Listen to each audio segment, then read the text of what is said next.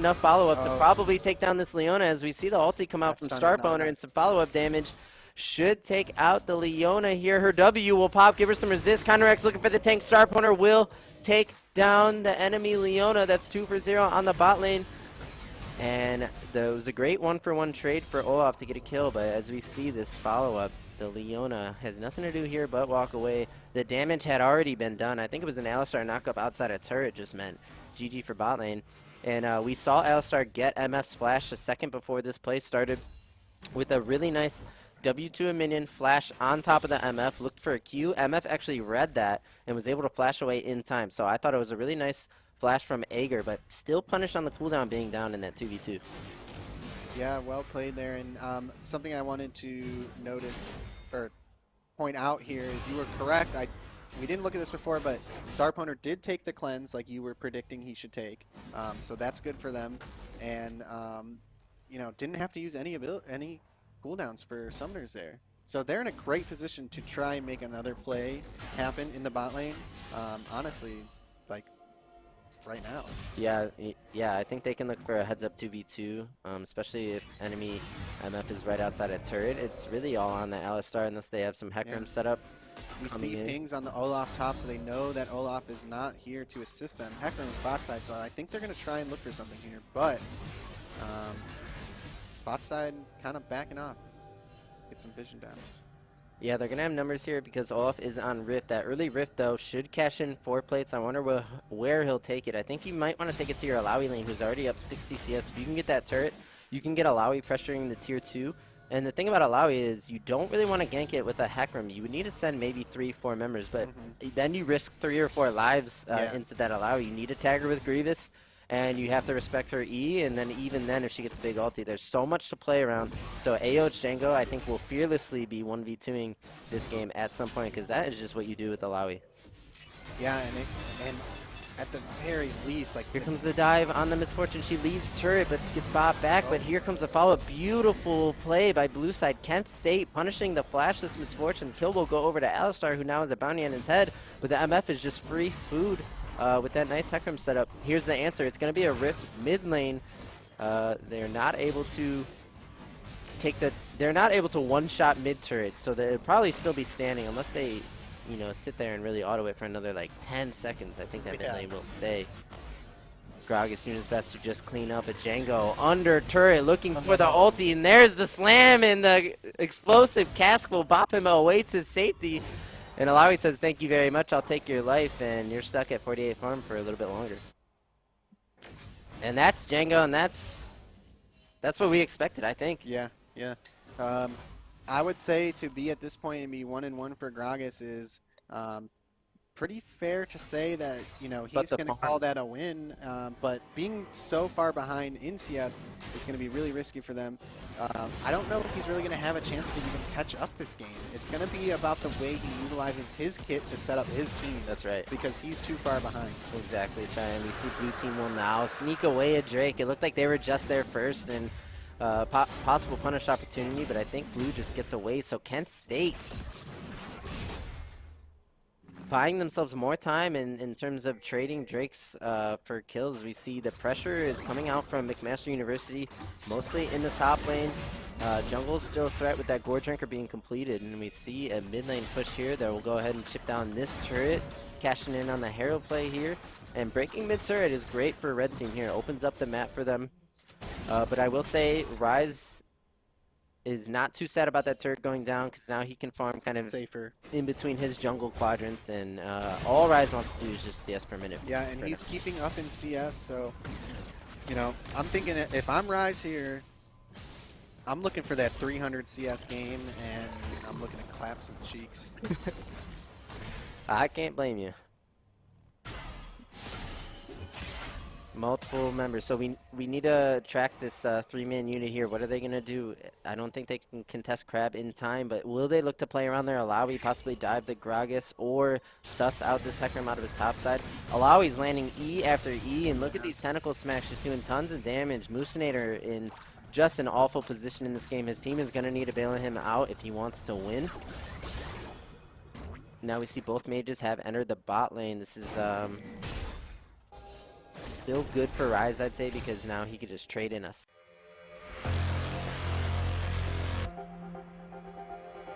Our first match of the day will be our consolation match between York University Esports and Kent State University Esports.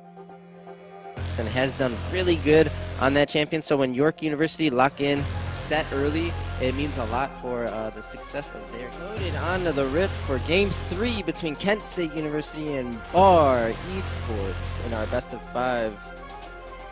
Orn is up in 4 with TP, so Miami's still comfortable enough to start this Drake. They need and here, like I said again, Cassiopeia out by herself. Just Reckless going in, and here comes the pop blast. Alistar's gonna save the enemy. Wait a second, double TP. Everybody's showing up to this Drake fight. This is huge. Eyes on Lucian Karth is here. Orn ulti coming. It goes over to red team. Not gonna be able to do much. This Big might taunt. just be the kills here. Ultimate from Samira is actually doing so much damage, even though she's not being able to move her champion around. Triple kill coming in for Samira, and this might be the quadra kill. Quadra kill on Samira, looking for the penta, going after laser kick. Is this the penta kill? Penta kill! And here we have it in the Game 3 of Miami versus...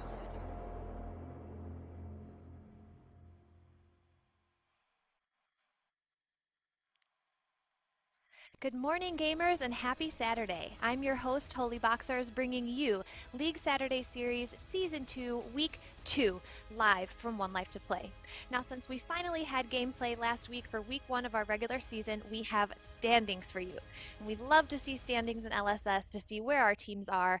Now, these 1-0 and 0-1 records are going to get quite shaken up today because some teams are going to move on to undefeated, while other teams fight to put a dub on the board. Now, our first 2 teams playing today will be MAAD City and McMaster University Esports, and while they haven't met on the Rift and LSS yet, as it's still early in the season, we did get to see them both play last week, and I can tell you it's going to be quite the fiery match today. Now, while you're watching, make sure you type in !Discord in the chat to join the One Life to Play community. And if you just need a shot of One Life to Play in between Saturdays while we're off the air, make sure you join any social media that we have. We have Facebook, Twitter, Twitch, Instagram, etc. at One Life to Play to stay updated and involved. Now, without further ado, one's a man, one's a myth, and together they're a legend. Please welcome Diddy and Trifolge. Yo, so which one are you? Yeah, that was going to be my first question. Thank you, Holy Boxers, for confusing us. I'm going to go with, what do you think? I would say you're the legend and I'm the myth. Well, no, that's not how it goes. One is a man, one is a myth, and together we're the legend. Oh. So who's the man? Okay. You're the man, dude. I'm the man. You're just the man. Yeah. Trifolge is really just the man. I'll be the legend. I'll take that. I legend think, of the Rift. I think it's early for me to use the word legend, because I have a long way to go and many years of League of Legends to do. So you know what I'm saying? So it's early for that word, but you know, I'm honored by the Holy Boxers. But are you ready for this matchup today? I think I am. I'm really excited to see these teams get together on the Rift. We have seen them both play before, and that's right. Like we said last week, the LSS Season 2 matchups are really taking it a step up this time around, and the gameplay has been phenomenal, and I cannot wait to see these teams brawl it out today. Our first matchup looks great. Our second matchup looks great. I mean, I think it's just going to be a great day all in all, so I'm really excited. Definitely. So to recap, last week we saw McMaster University going up against, I've actually lost who it was. I'm sorry?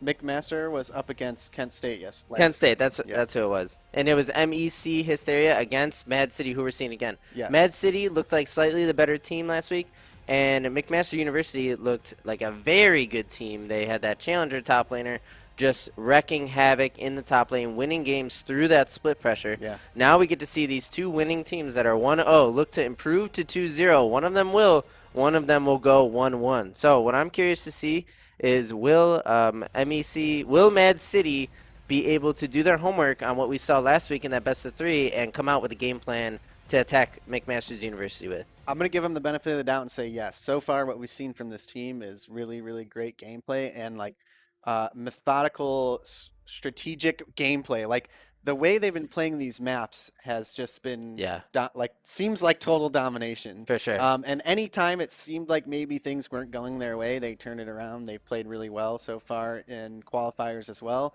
So I think it's just going to be an epic matchup right now. I think so too. I think McMaster's University looked last week like a team that stood out as a possible contender. Now, at the same time, Mad City looked like a very competent, high-level team. So to see them clash, I think will show us a lot about our ladder, our ranking, and which teams are going to come out as contenders after today. Yeah, if you look back at season one, we had a lot of, uneven matchups. It seemed like, we had Miami University taking away at, like 7-0 at the end of Yeah. the series. I'm going to go ahead and say we are not going to see anything like that this time around No? unless some team really just blows us out of the water. Yeah, definitely. I think one of the teams that could come out as that is this McMaster's University. I don't want to fire up the hype train and run it for too long, and then Yeah. it turns out that there's a lot of parity and the ranks are getting shaken up. But I think I would, call them favorites going into this game, slight favorites. Another thing to mention, the rank plates are gone in the lobbies. They're not gone. But with the reset, the start of the new season, there's a lot of unranked players. No one knows exactly who is what rank. So when you're lobbied up, it's not like Challenger, Diamond 1, Diamond 2. It's like unranked, Diamond 4, Gold, things like that. So Yeah, give the me 1 second. Frank, type NPM start. the player's mentality going into the game could be slightly different because of the rank plates and the fact that it's a new season, some new League of Legends, and a new patch, by the way. Yeah, very exciting. I think after this match here, we will take a look at our champion select. We do have a bug right now. It seems like it didn't run properly as the game started. We just tried to start it up now, and I'm assuming it's not working because champion select is already underway. We can relay could for you maybe- guys. We can see it on another screen. So we do have Cho'Gath, Hecarim, and Lulu on the side of, if I can see That's from here. McMaster. 'Cause I For can see- yep. McMasters, and on the side of Mad City we have Pantheon, Lilia, and Victor. I think they did do pro draft before this, so we are looking at the role. They Yep. are in the roles in order. So that's going to be a Pantheon top versus a Cho'Gath. What do you think about that matchup? I think it's going to be Pantheon favored in terms of the kill threat, but I think so too. Cho'Gath's sustain in lane is pretty crazy. Yeah, and Cho'Gath is in a great place right now. I've seen him doing wonders during the preseason. So pretty exciting stuff. I think it's going to be I'm wondering, like, is it going to be a volatile match? Do you see it becoming a volatile matchup there, or do you just see Cho'Gath farming away? I think it could be volatile because to prevent Cho'Gath from sustaining, you need to stop him from killing your creeps, right? Yeah. So if you chip him, let's say 30% with a nice Pantheon combo, it's now on you to continue that pressure and not let him just farm the wave to get that sustain. So if the Pantheon does find a good look, a good trade or two, he could call his jungler, look for a 2v2, or he can maybe all in. Yeah. What I think is you might need Ignite on that Pantheon to kill the Cho'Gath, and I don't think he'll take Ignite into the top lane. But because Pantheon has a global ultimate, it's something he could work in. So if he has Ignite, yes, I think he killed the Cho'Gath. If not, probably not. Yeah, so we're going to see an Ashe and a Jhin matchup in the bot lane with Maokai Alistar support. So, So, yep. Maokai has been emerging in the Korean and Chinese pro play as one of the supports that you take if you're not going to take Leona Alistar. So the pick rate for Leona Alistar was insanely high. Those two supports have been getting a lot of pro play. But you also saw some Maokai, some Galio in the Chinese and Korea games. So Maokai, this pick, not too surprising, but incredibly annoying. This champion is great when, let's say you want to take Drake number 3, and your team is there first. He can throw saplings in all the bushes. So now if you want to even approach this neutral objective, you have to face tank his saplings, which do significant damage in the season. Yeah. Another thing to point out, I always look at the mid-jungle 2v2 matchup. This is, in my opinion, the most important matchup and often very overlooked. I see a Lulu Hecarim for McMaster University. That's the flavor in their comp. Yeah, that is today. a spicy pick there. It's been a while since I've seen Lulu in the mid lane, but with them rolling together, it's going to be menacing as far as Crab's pressure on the roams, like two-man roams into bot lane for Drake or for Herald. It's going to be an easy option for them, I think. Definitely. The Lulu Hecarim comboing together is so crucial because of the move speed you give Hecarim, gives him extra AD, you give him shields, you poly whoever he wants to go on. I don't think this Lilia Victor can really keep up with that duo. Yeah. Lilia champion, she doesn't like permagank mid or anything like a Rek'Sai or like an Elise would, so it's not like that. Like it's not Lulu is not going to be hard punished for her pick due to Yeah, I don't think yeah, so. Yeah, yeah. because it's a Lilia and a Victor. So I do like the 2v2 for McMaster University. I think that was the flavor in their draft and really the crux of this team comp. And it's going to rely on the success of the Hecarim, given that Ashe can farm into the game and Cho'Gath also the same can farm into the game. If those two champions can farm, it's really just eyes on Hecarim, his pathing, making sure he doesn't get invaded too hard by the Lilia, and abusing the fact that you have a Lulu mid lane to enable you in that mid jungle 2v2. I'm excited to see the way this I'm plays very out. excited. We will catch you on the Rift here in a moment once we get in.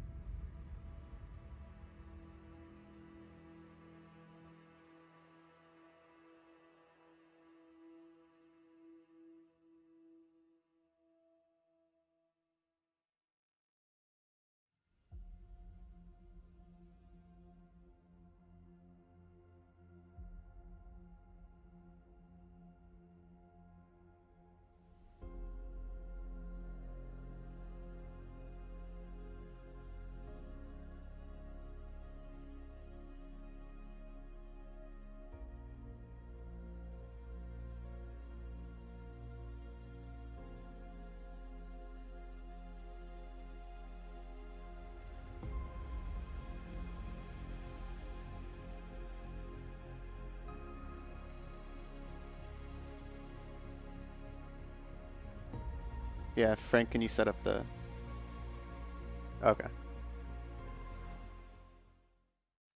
Welcome back, guys. Hearing a little bit of behind the scenes as we're getting into game 1, season 2, week 2, and directly into a pause. We got the ADC, a little bit of lag here. Rats. I Rats hate for games sure. that just start with a pause. I want to get into the action. Try something we can talk about now that we see the runes and summoners. We have a Phase Rush Alistar. Keep an eye on that guy for his zoomies. And to see if he can get the most out of that rune, along with a Lethal Tempo Jin. These are two runes you don't normally see on these champions, so spicy bot lane here coming out for MAAD City. Don't worry, guys. We will get there shortly, and we are looking like we may have a 5v5 here in the river, so... Okay, we came here. And we're back. Couple wards going down. No action just yet. Tad bit of poke and some vision. But yeah, to keep going about the runes, we we see some spicy runes for MAAD City in the bot lane. We also see a Dark Harvest here on the Lilia. Have to see how she could stack that up. It's Summon Airy for Lulu in the mid lane. Makes a bit of sense here. Phase Rush for the Victor. Pantheon did not take the Ignite into Cho'Gath, so that could just be a farm lane try. It's really up to Django to just keep the lane bouncing back and forth so he can farm up and become tanky. I don't think he wants to scrap with the Pantheon, but if he can get a couple good trades and use that lane sustain I was talking about earlier, he can maybe find an HP advantage on the Pantheon to force a bad recall and possibly look for a TP advantage as we are off try. Week 2 hype. Yeah, I'm excited to see how this mid lane matchup goes. I think it's going to be a lot of farming, a lot of poke, and a lot of jungle assistance. Definitely. Both junglers starting on the bot side and looking to full clear, so they're going to meet each other for that top crab pretty soon, unless one of them wants to do a bot clear into a gank or an invade. I doubt it. These junglers are both full clear jungles, so track them as they path mirrored here and head to the same side of the map pretty soon. Well, let's see if either of them will visit mid on their way up or if they will stay in their own jungles. I have a feeling we're just going to see a full clear from both junglers. It does look like Lilia is now pathing into her red buff quadrant over there, so I'm going to predict same thing from Hecarim. Yeah, definitely. The only thing is Lilia will get to the top side first because she doesn't have to clear Krugs because they are on the red side here this game. So the question is, will Hecarim be spotted out by that ward on his Gromp? Lilia was spotted out by the ward on her Raptors.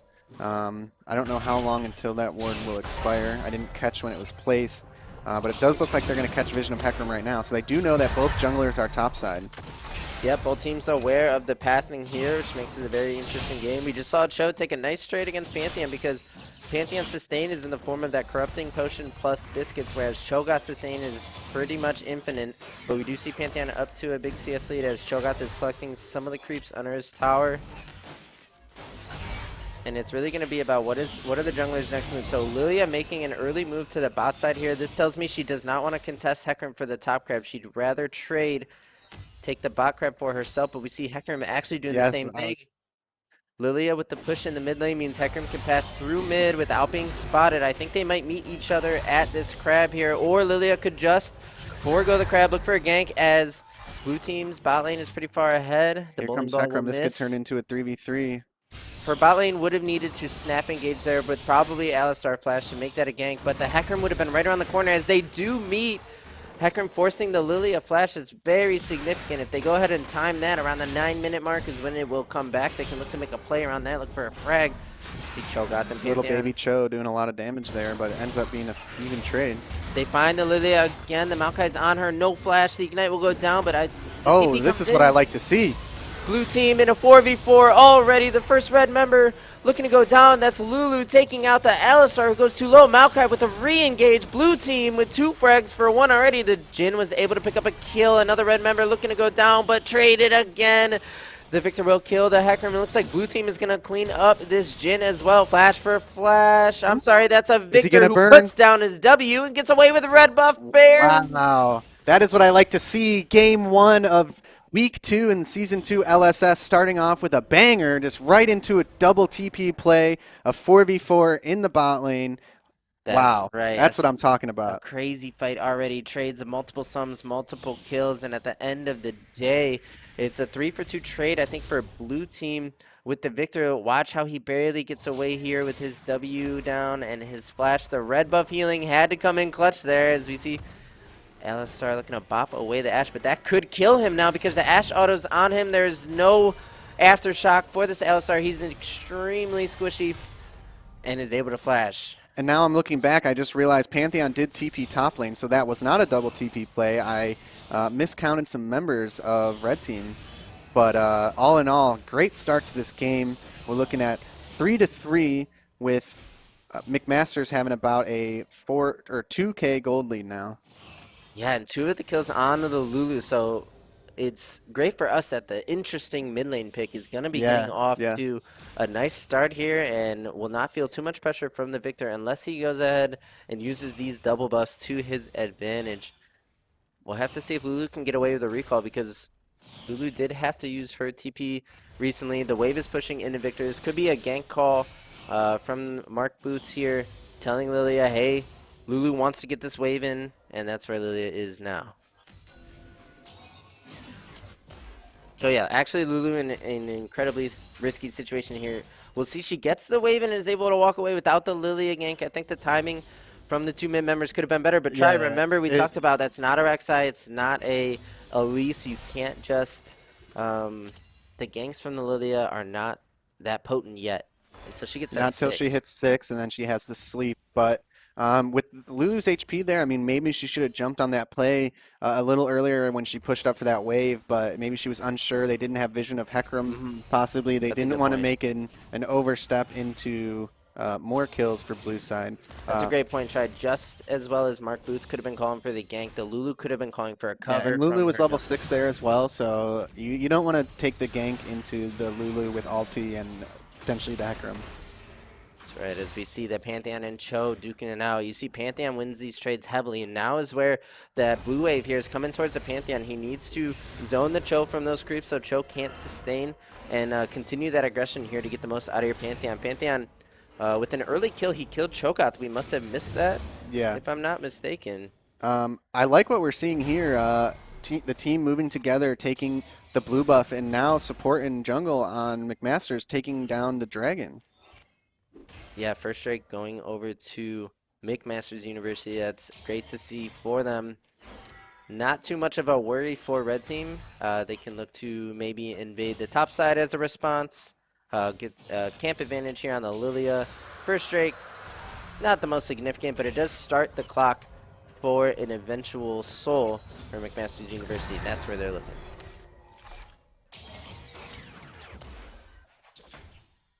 So here's Lilia with the answer invade. As soon as Drake goes down, Lilia knows she can go into that blue quadrant relatively safely. Spots a ping, clears it, and will retreat her. 2 of her red camps are up, but I think she does want to go ahead and take that. Cho's spotted on a ward here, and we see Victor and Lilia kind of making their way towards the blue buff, so she definitely wants that back. But Cho clearing that ward, and now the rest of the team is making their way up. So I think they're going to need to be careful here. It looks like she's just grabbing the scuttle and moving on. I think it might be a fight for Herald, as we see Hecarim's in his blue quadrant. Correct. The Herald is started here. Okay. I don't think they know. I didn't know. The Pantheon priority means that MAAD City will be able to answer first Drake with first Herald, and that's a really nice trade there. You'll go ahead and take that try. Another thing we often see in pro games is both teams will send their support up to top lane for this moment in the game, this 8-minute Herald.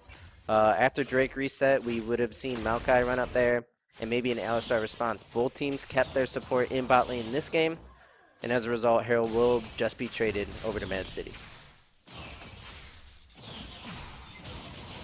And try if you can use that Herald to get knocked down a couple plates. The gold that you get in the plates will be better for your team than just that first Drake. And it's up to your team, if you're the Herald team, to use that gold to get further advantages.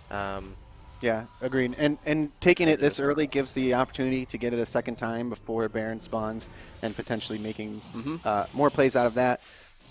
I like what we're seeing here in the mid lane. The Lulu having a lot of pressure on him, we noticed before, getting a pretty decent poke down. And just farming away. Yeah, she's definitely a viable laner. She has ways to trade, ways to deal with the wave. She's not exactly strong in many senses. Yeah. Unless her Hecarim is near, then she's a very strong champion. But I will say for Victor to be able to just trade waves is very good for the Victor too. Victor does not mind this lane at all because he can kind of safely clear it here with his E as we see, and there's no real kill threat from just the Lulu. So Victor is scaling away here just fine. So what are you thinking here as far as team comps go for the late game? I think MAAD City needs to worry about the game going too late. They have the Pantheon who potentially is going to fall off a bit, while Cho and Ashe are just going to get stronger and stronger. And then they have this extra support in the mid lane to only back them up further. They have the Lulu ult, they have the speed up for Hecarim. The Maokai ulti, like, that seems like a team that MAAD City with their comp does not want to 5v5 on, after mid-game. Yeah, I think for MAAD City, they are extremely strong across the board at 2 items, and that's especially Lilia. I think Lilia at 2 items is a disgustingly strong champion. Her issue is her lack of gank potency prior to getting 6, and she's strong at 1 item, but this mid-game for MAAD City is crazy strong. And then they have the Victor kind of insurance policy if it goes late.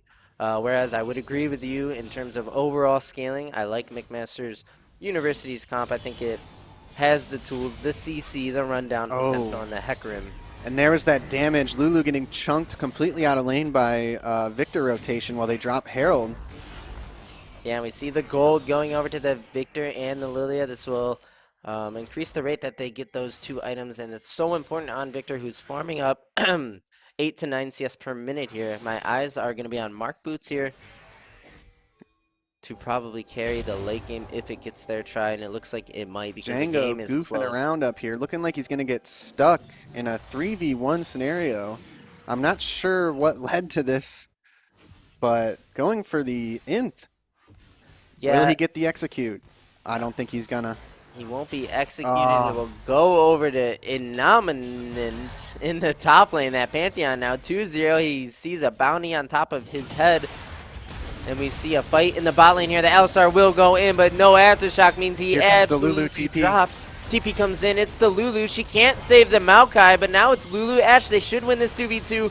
Both bot laners from MAAD City will drop. Thanks to the Lulu TP in support of that play. And getting a double kill on Ashe here. I think that's great for them. As that play was happening, I'm thinking, let the Ashe get the kills here, not the Lulu. Oh, that was close. She maybe, if she has flash. Yep. And that will be Ashe shut down by Lilia. Overall, I think that is a 2-for-2 trade. The Alistar and the, who was it? Alistar and Jhin will go down in exchange for Maokai and Ashe and a Lulu TP. So blow for blow is this match so far. It's what we expected and hoped for, and here it is. Yeah, these are the games I like to see, neck and neck all the way through.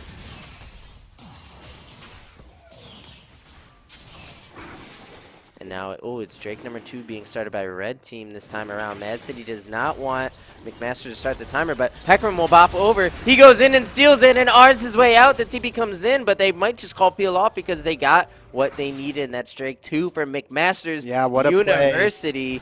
Great job by Skiro on the Hecarim to go in, steal that, and fly away in the onslaught. I think we're missing a bit of that edge there. His Sekiro takes it there. And that's 2 Drakes, McMaster's University, with pretty even gold here. They're actually down 600, but tried, I think, a lot because of those plates that they got from Herald. So we kind of can see a dead even game here. 6-6 in kills. And first completed item on the board is going to be a Blade of the Rune King for the Pantheon. This is very interesting. It's a risky build. He can now probably kill the Cho'Gath from one mistake with that board, but at the same time he's going to be so squishy in the mid game that if Hecarim can get his hands on him, if Ashe can tag him up and there's no response, he will drop so fast. Another member that is just dropping extremely quickly every time a situation happens is Jiggity on this Alistar. I think the lack of aftershock actually punished him pre-6. Yeah, now he is 6-0, so you would hope that... Oh, already nice right into it. The support top jungle invade here being sussed out. The Lilia will continue the fight here. Tag with another Q. She's quick enough to do that and get away. A few members rotating up to the action. Both teams want to clear out vision in this river and get back to their lanes. And now we see Lulu laning with the Pantheon. This is a great move, a great rotation from McMaster's University to have her up there where she's just a lot harder to kill. Yeah, I was just thinking that same thing. The pressure for her to kill him is low, but she can kill the Pantheon here because he has Bork. And when he W's on her, she just polys. Is this the rundown? The Lulu Flash will get the Pantheon shield out. Oh, but she misses the Q. I don't think it's going to be a kill. If she hit that Q, she would have had it. Over-predicted the juke by Pantheon, unfortunately, but well played. Yeah. It wasn't necessarily what I was expecting. I was thinking it's a good swap. He's not going to be able to kill her. If she has ulti, she's got polymorph. I did not think she was going to be able to turn it and chase him out of lane. Yeah, when the Pantheon W'd, in his W, he was polyed, right? So he doesn't get that extra autos. Wait a second. Is this a dive angle? The Asher will come out, tag the Jhin. The Maokai root comes in. They will take out Jiggity here on the Alistar, who was just too low to be there with the dive threat. We see the Cho'Gath is in there. Their new mid laner, AO Django, here to back up the Hecarim now. As we see Victor will drop the Chaos Storm and Jin will get the shutdown with the sniper bullets. That is huge. So that's going to be a 1-for-1 now.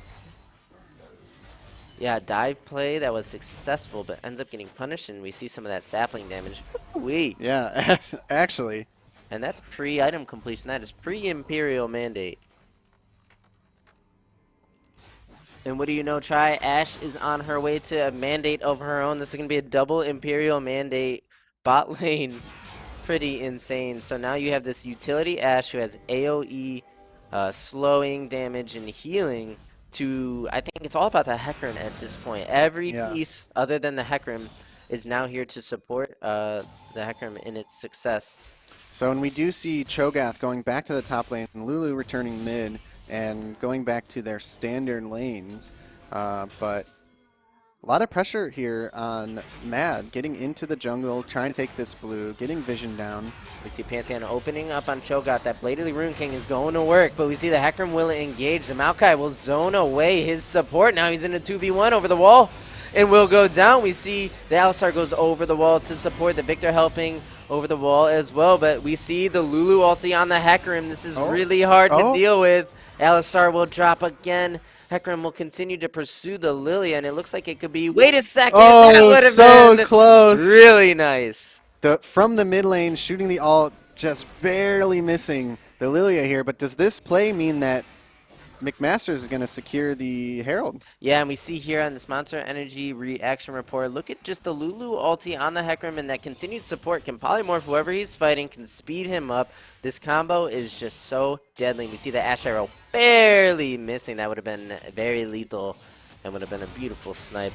As we see blue team getting the first shot, but here's a Pantheon re-engage. Will stun up the Maokai. He might drop. He roots himself away and does go down to Burai on the Jin, and that's Mad City clapping back again. Yes, and they do get Ash Flash as well, so they're going to need to be careful with this Ash. I mean, I think they have a lot of CC, but McMasters does lack a bit of mobility other than the Hecarim, so.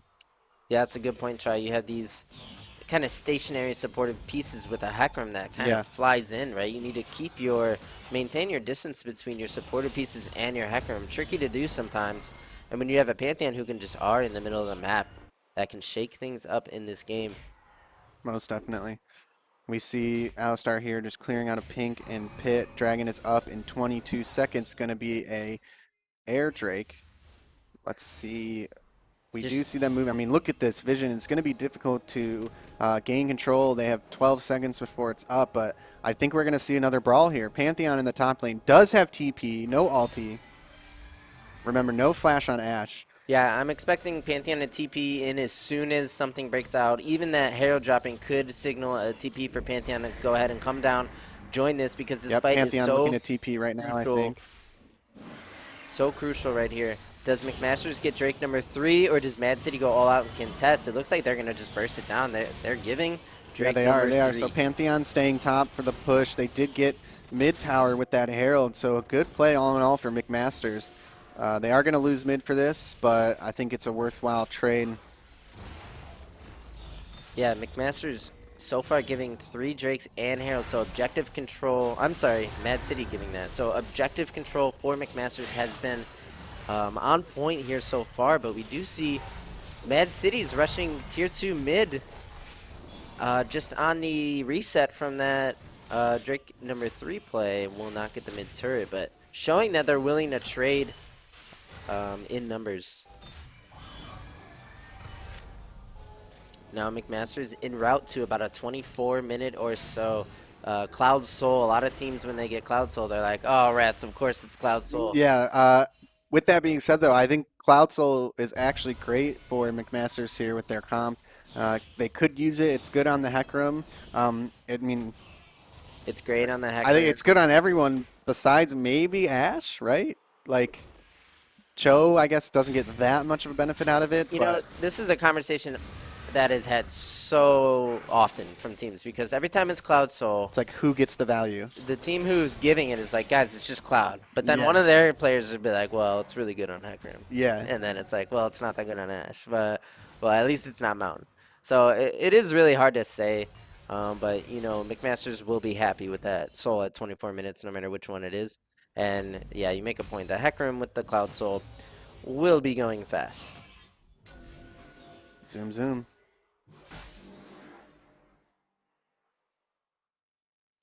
Now a bit of a lull state here. We'll have to see lane assignments. We'll have to see Baron prioritization because Baron is up and tried. What do we know about high-level teams in this league? As soon as that Baron spawns, It's Baron time, baby. it is on. You down one member. Cho'Gath here with the silence opens up on the Alistar. Look how squishy. A few more. Gets him to half Okay, health. he needs to be careful here if he gets caught. Exactly what you're saying. Let's say he gets that Alistar. It's a Baron for McMasters. If he gets picked there because he oversteps, then it's a Baron for Mad City. It's a Baron look, and it would have to be a 4-man contest from from Mad City, which could spark just an ARAM at Baron that could last 5 minutes until next break is up. And those are some of the more exciting games. But we'll see if teams just farm it out. We see Victor up in the top lane here, which tells me, yep, Pantheon will be bot now again with the Lulu, and their bot lane will be mid. I'm concerned about this play here because Lulu being sent bot lane with Pantheon. Pantheon has TP, Lulu does not. So they are going to be a man down if there's stuff going on at Baron here. So they're going to need to be careful. Pantheon with ulti as well. Alistar with the QW combo will get the Maokai flash. It's pretty important. So See Pantheon engaging Lulu on caught Lulu. here. I don't know what happened to the polymorph there, but it seemed like it only lasted a half a second. That's Lulu flash now. So Maokai Lulu flash is not up till about 26 something. And that's really important. Mad City I think could look for either tier 2 mid or a nice pick at Baron on one of those members who are now flashless. Yeah, so they are making their way towards Baron here. I think they know teams have to back. They've got a flash or two. If they pressure this, they do have the advantage. So now is it going to be a 5-man start with 5 enemies up? That would be pretty crazy at 22 minutes because the armor and MR reduction and the damage from Baron is usually too much for one comp to sustain, while the other 5 approach, you usually have to have a man down or something. They're looking for a face check here. They're kind of baiting this. But it is AO, it's Django. As we see a Pantheon ulti flank, he'll go in 1v3. He might just drop instantly, and he does. He stuns up the Lulu and the Hecarim. Lulu Hecarim can win this fight outright for blue team, as we see Victor caught in the wrong place at the wrong time. This could be a blue team Baron, as we see I think Lily it is. and They are Jhin starting Baron right now. are retreating. That Pantheon engage into the Lulu onto 3, I think was suboptimal because of the risk of polymorph. And just the fact that Pantheon, yes, really strong at 2 items, but not the champion that can 1v3 Yeah, right I think there. the concern there, I think the misplay there was like right as Pantheon ulted in for the back line, the rest of Mad City could not push up because Maokai sent the ult in their path. The counter engage was too strong. We see red team putting together an answer. They're going to send a TP. They have Lilia on the outside here. She can wreak havoc as well. We see Pantheon going Another in. TP. Victor Gets TP. the Lulu ulti, is peeling away. No shield. He will probably drop quickly as we see an all-out brawl. It looks like it's red team favored. There's shutdowns everywhere. Lilia with the double kill, and that's going to be Oh, and the City turn. coming into clean. What are you going to do, Cho? What are you going to do? I thought he was looking at taking that plant. Oh, man, risky business. He goes and he says, I will die alongside my teammates. No man left behind to survive. He wants to join his friends on the gray screen, and Mad City with an absolute clapback response coming in with the Pantheon teleport along with a very nice Lilia flank by Kessel. What a turn. So Plus. Lilia taking Dragon now. So taking away that Dragon Soul from McMasters, as well as getting the gold lead off of that play with Baron. That is huge. This could be the turning point in this game for Mad City. Can they keep this pressure up with Baron and take away the game? Great question, trying huge swing of events here for Mad City now. Lilia looking to complete her second item, and Victor scaling well into this game, farming pretty decently. We see Jhin working on his third item as well. So the comp is going to be online for Mad City soon here. And yeah, the scaling threat of the Lulu Hecarim with all that CC, the team fights are going to be hard to navigate, especially for Pantheon here with Bork. But nevertheless, when Lilia gets as 2 items, so she's on Zanya's now. This Lilia is extremely well poised to impact this game. McMaster's here kind of staying grouped. I think at this point in the game, they want to stick together as best they can and potentially get picks on anybody who's singled out. We see Cho'Gath and Pantheon in the bot lane, Lulu making her way up to top, grab his farm, push the lane out. Yeah, so try in terms of comeback mechanics and making picks, this Ash arrow gets to be a disgustingly low cooldown, something like 30 to 40 seconds, right? So McMasters could just play for that Drake soul and contest nothing except Drake, and then in the meantime just look for Ash arrow picks, right? So it's a comeback mechanic that you have on this Ash. We'll have to see how they utilize it. Yeah, I was just gonna say, like, the utilization of how you utilize that Ash ult is big. A lot of times you see people trying to make crazy long-range plays with Ash ulti that, you know, it either misses or it doesn't play out. People aren't there to react in time. You know, sometimes you gotta step back and say, okay, I don't gotta be flashy. You just have to hit it on the right number at the right time to prevent, like, as a counter engage potentially. That's how you could come back from that. It could be. It definitely could be. I think something like right here where you see the Maokai around the corner here, if you were to hit a Ash arrow on, say, Jhin and Maokai maybe flash onto him, they could delete the Jhin. It's just Mad City is looking scary and poised here, utilizing this Baron buff in multiple lanes. Like a pick on Victor could be possible here as he's pretty far up. He has covered by Pantheon, but I think McMasters can shrug off that Pantheon. I do too. About now in this game. A lot of vision here for Mad City in the blue side jungle. Maokai taking some of those wards out. What are we seeing here? I see Pantheon making his way back towards bot lane again. Maybe they could get a pick on him here. Cho and... Okay. They don't have vision of him, so... Yeah, and I think we see McMasters in sort of a defensive state, right? Because every 5 minutes they get a shot at soul, whereas Mad City has to just stack clouds just to prevent the soul, right? Yeah. So it's a more benefit for McMasters every time that objective is up. To just What stall. Mad City wants to do is go to the Drake, hope McMasters contest, and then kill them all and break base. Or they can look to play for Baron, which is up in 2 minutes. And the game is so close that it could be anybody's fight here. And a lot of our past games, when we're at this point and people are trying to defend these Drakes, we see such a lead on one team that it's like a desperado play. It's now or never. We're not in that scenario yet in this game, and I think we're going to see a lot of action over all of these objectives, and I think it's going to be pretty damn close. Yeah, that's a great point. It could be anyone's fight. So McMaster's University doing a good job slowing the game down, right? Because I don't think they want too chaotic of a game, especially when Mad City walked away with Baron. It's all about these two objectives, the Cloud coming up and the Baron up about 15 seconds after. So a question of which objective, which team will prioritize. Because if Mad City all rush for Baron and then McMasters go take Cloud Soul, they trade that. Once the Baron is gone, if you're not breaking base, then McMasters can be happy with that Cloud Soul afterwards. But that's looking pretty far into the game. So we have to see how these next moments will flush out. Yeah, we have 35 seconds on Cloud Drake here. Ash is resetting. Cho is resetting as well. I think they need to... This might be a little late. I know they had to get those waves out, but I think they need to be making their way towards Drake right now to try and have control of the river. And as we see at this point, they've already lost it. We have Pinks down, as well as members of Mad City hanging out in their quadrant of the jungle here, and it's going to be tough to retake control. Yep, here comes the retake here. It starts with Cho'Gath here, who's just going to walk in and probably eat everything, face check. But Ash Arrow will get the Victor flash. Now he can be targeted. The Hecker multi will go wide, but he gets on to Victor. He's forced to peel away and gets stunned up. Now this is a re-engage by a red team. The Pantheon will go in and get the Lulu ultimate. That Lilia is very low, but she gets stopwatch here. This looks like possibly a red team fight on the re-engage. Cho will drop, and that Pantheon... proving me wrong, doing a lot of work. That Ash poke will peel them off, and this is going to be another Mad City Drake. It's all about Baron now.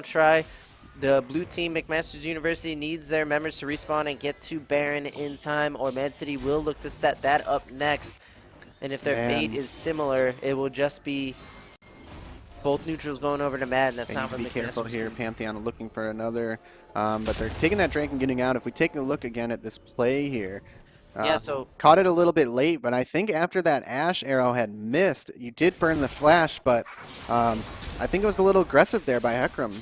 I'm not going to lie. The fundamental mistake, I think, was the Hecarim Onslaught of Shadows missing the Victor. He opts to still take the E on the Victor, gets stunned on his way out. Now he cannot really participate in the fight for a few seconds. Meanwhile, the Pantheon found the Lulu, forced Lulu's ulti onto herself.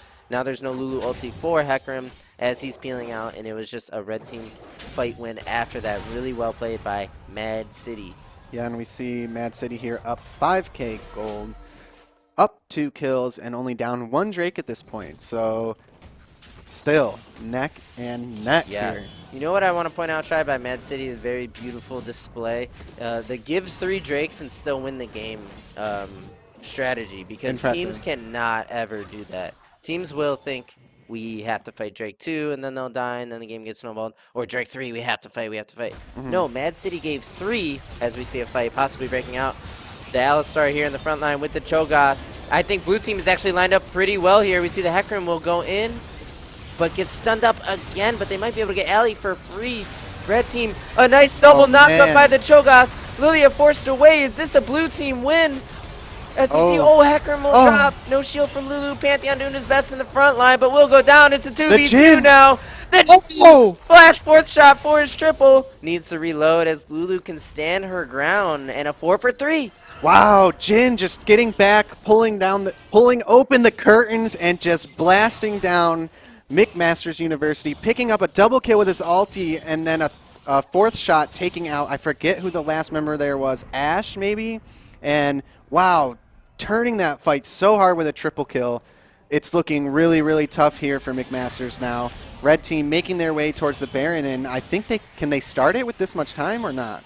I can't see the exact numbers on the death timers, but I think you got about under 10 seconds for everybody on the side of McMaster's, but it does look like they're going to go ahead and start it. You start this so that you force a check, and then you can fight the check if you want. So TP comes in. Everybody knows what's going down here. I think we're going to see the Pantheon TP as well. Lulu and Cho'Gath are going in first. Lulu can support the Cho so that he doesn't go down instantly. But wait, a Pantheon TP will zone the Lulu, and now AO and Django's 1v5. He just goes down, and it's going to be back to Baron for Red Team. But wait a second.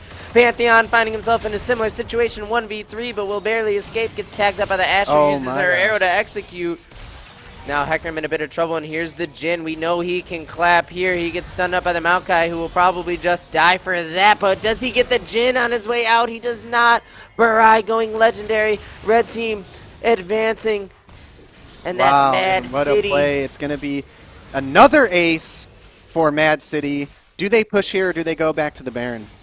I think you can maybe push, grab, inhib, and rush straight to Baron and rinse and repeat that entire sequencing. Because when you start the Baron, it really forces a check that is less organized than most teams would want. And you can go ahead and punish that. But if they look for an end here, I can't see exact timers. Yes, it's going to be an end. We're going to see game 1 going over to Mad City. There's no way Cho'Gath can stop all of them, especially with this Alistar in his face. And wow, that's a comeback if I've ever seen one. That is really well played by Mad City. Wow. And I just remember it's a best of 3. Yes. Let's go. Wow, that is what I'm talking about for game 1 of week 2. I cannot wait to see what these two teams bring into game 2. Yeah. I mean, what is what can they take away from that game? I mean, for me, it's over my head. They played it so well early. I did say that I was concerned about the team comp differences, but I was wrong because ended up that Mad City took it away, even though it seemed like their comp was the early game comp and McMaster's had the late game comp. It was almost reversed. It seemed that way. I think Mad City really spiked at 2 items, and it all went downhill for McMaster's when they went for that soul and were contested and ended up losing that fight.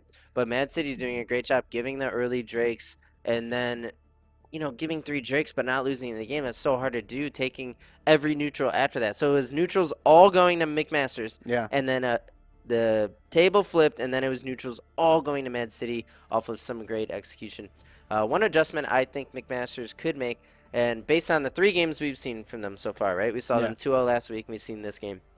In their 2 wins, they had their top laner on basically a split push 1v9 champion. It was Alawi and Nasus. Champions that don't care to team fight but can, and would rather just pressure their lane so hard that they need multiple members to come.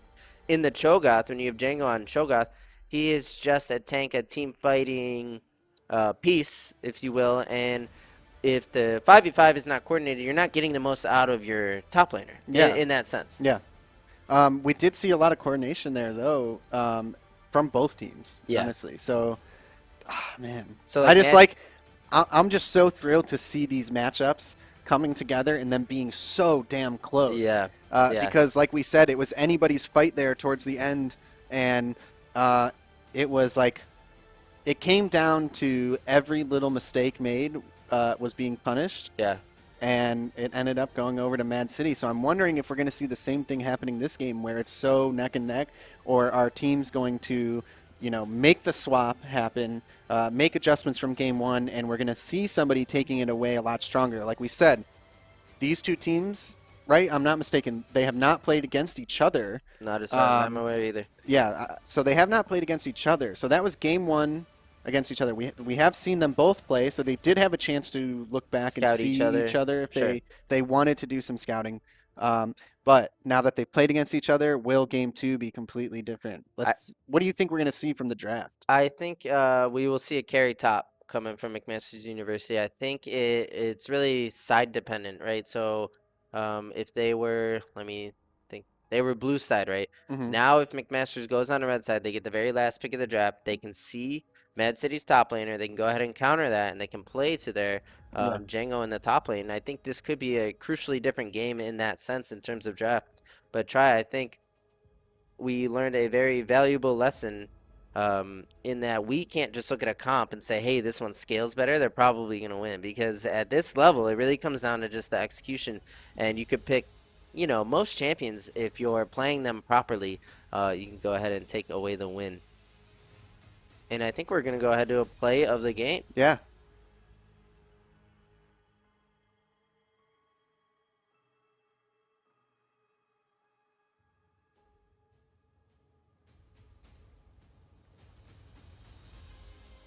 Team putting together an answer. They're going to send a TP. They have Lilia on the outside here. She could wreak havoc as well. We see Pantheon going Another in. TP. Victor gets TP. the Lulu ulti, is peeling away. No shield. He will probably drop quickly as we see an all-out brawl. It looks like it's red team favored. There's shutdowns everywhere. Lilia with the double kill, and that's going to be and the City turn. coming into clean. What are you going to do, Cho? What are you going to do? I thought he was looking at taking that plant. Oh, man, risky business.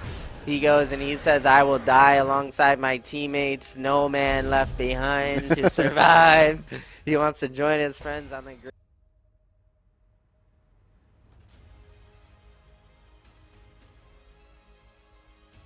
Welcome back, guys, and that was an awesome play of the game there.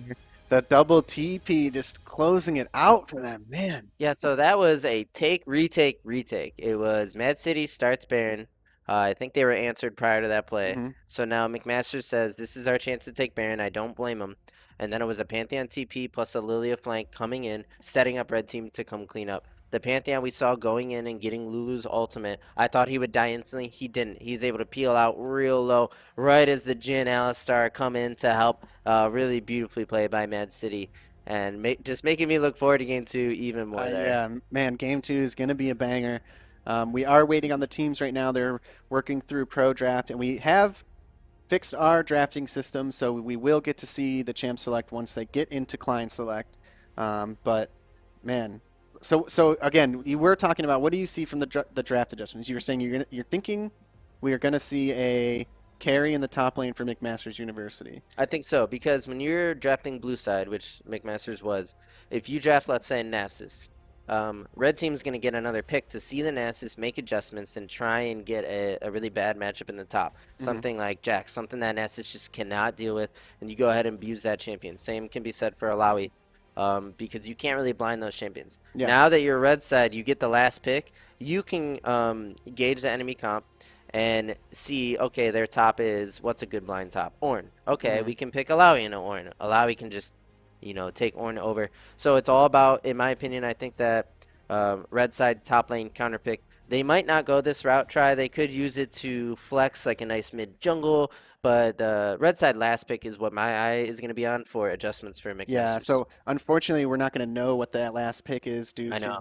pro draft, but I bet we will know immediately once draft starts. If we see I think so. a carry in Yeah. the top lane for McMasters, we're going to know that was their last pick. And as we're getting ready to get going into this next game, we're going to go ahead and take a quick break, so we'll catch you guys here in a minute.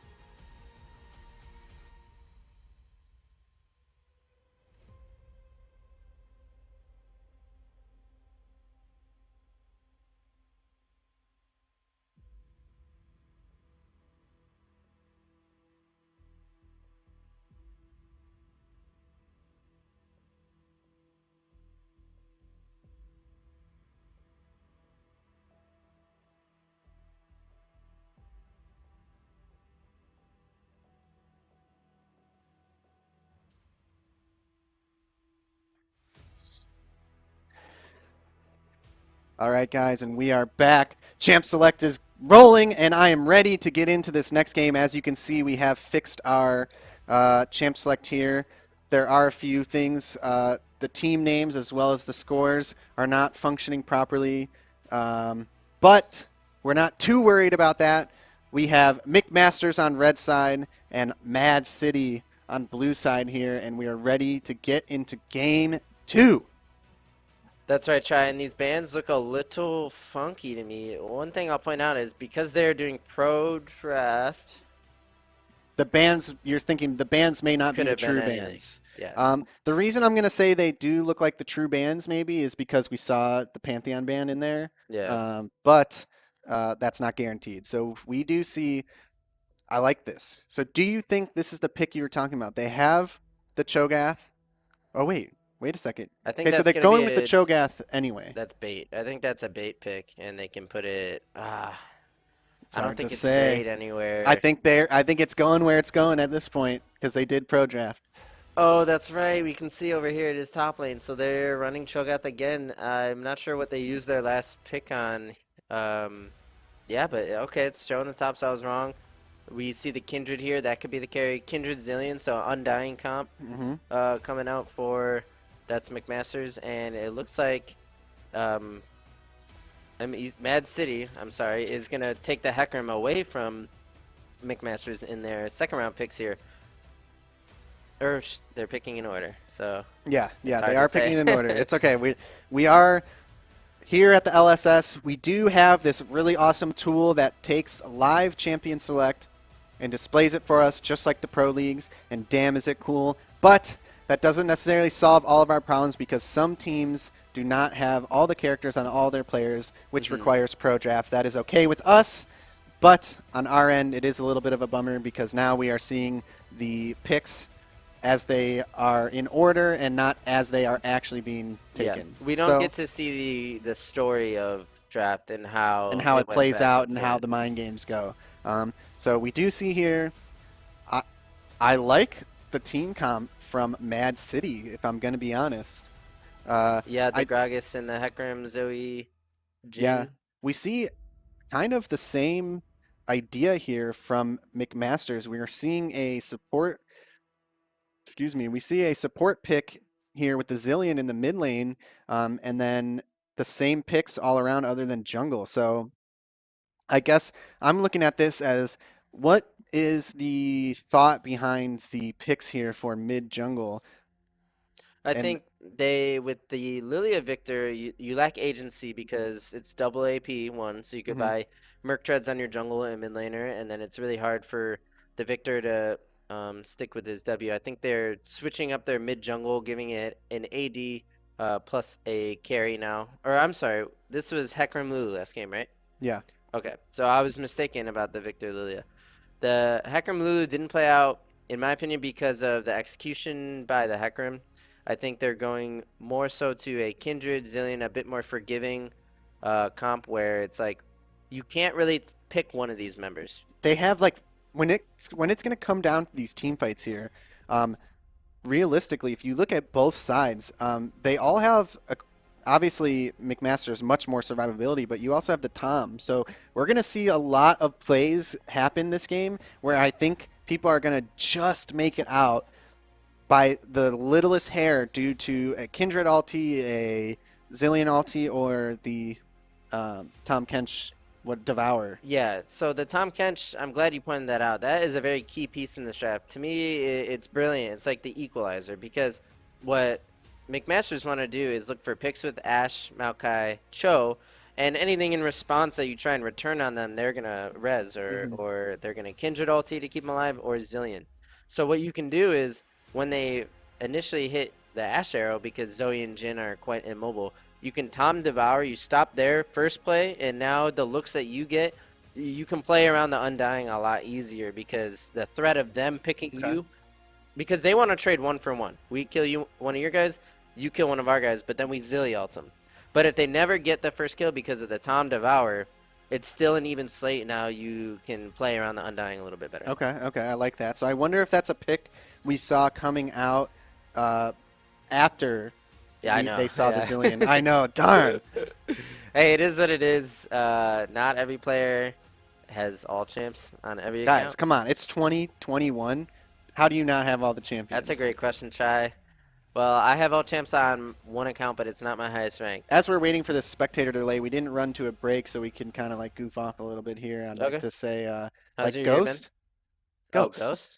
When we play fives, this man doesn't even have Tristana. It's cost 450 blue essence. Like, Yeah, come Ghost, on. get all the champions. 2021, guys. Let's get these champions on these accounts. Yeah, just buy the champs, boys. I think it's all about alt accounts. They're all playing on alts. And Yeah, they it's don't know. hard. People got smart. They want to play. Oh, they've hit whatever they are in their main lane. They grab a Smurf and they're like, okay, now I play here. So, I mean, depending on what you play, like let's say you're a mid lane main, a true mid lane main, Yeah. and then you want to play top.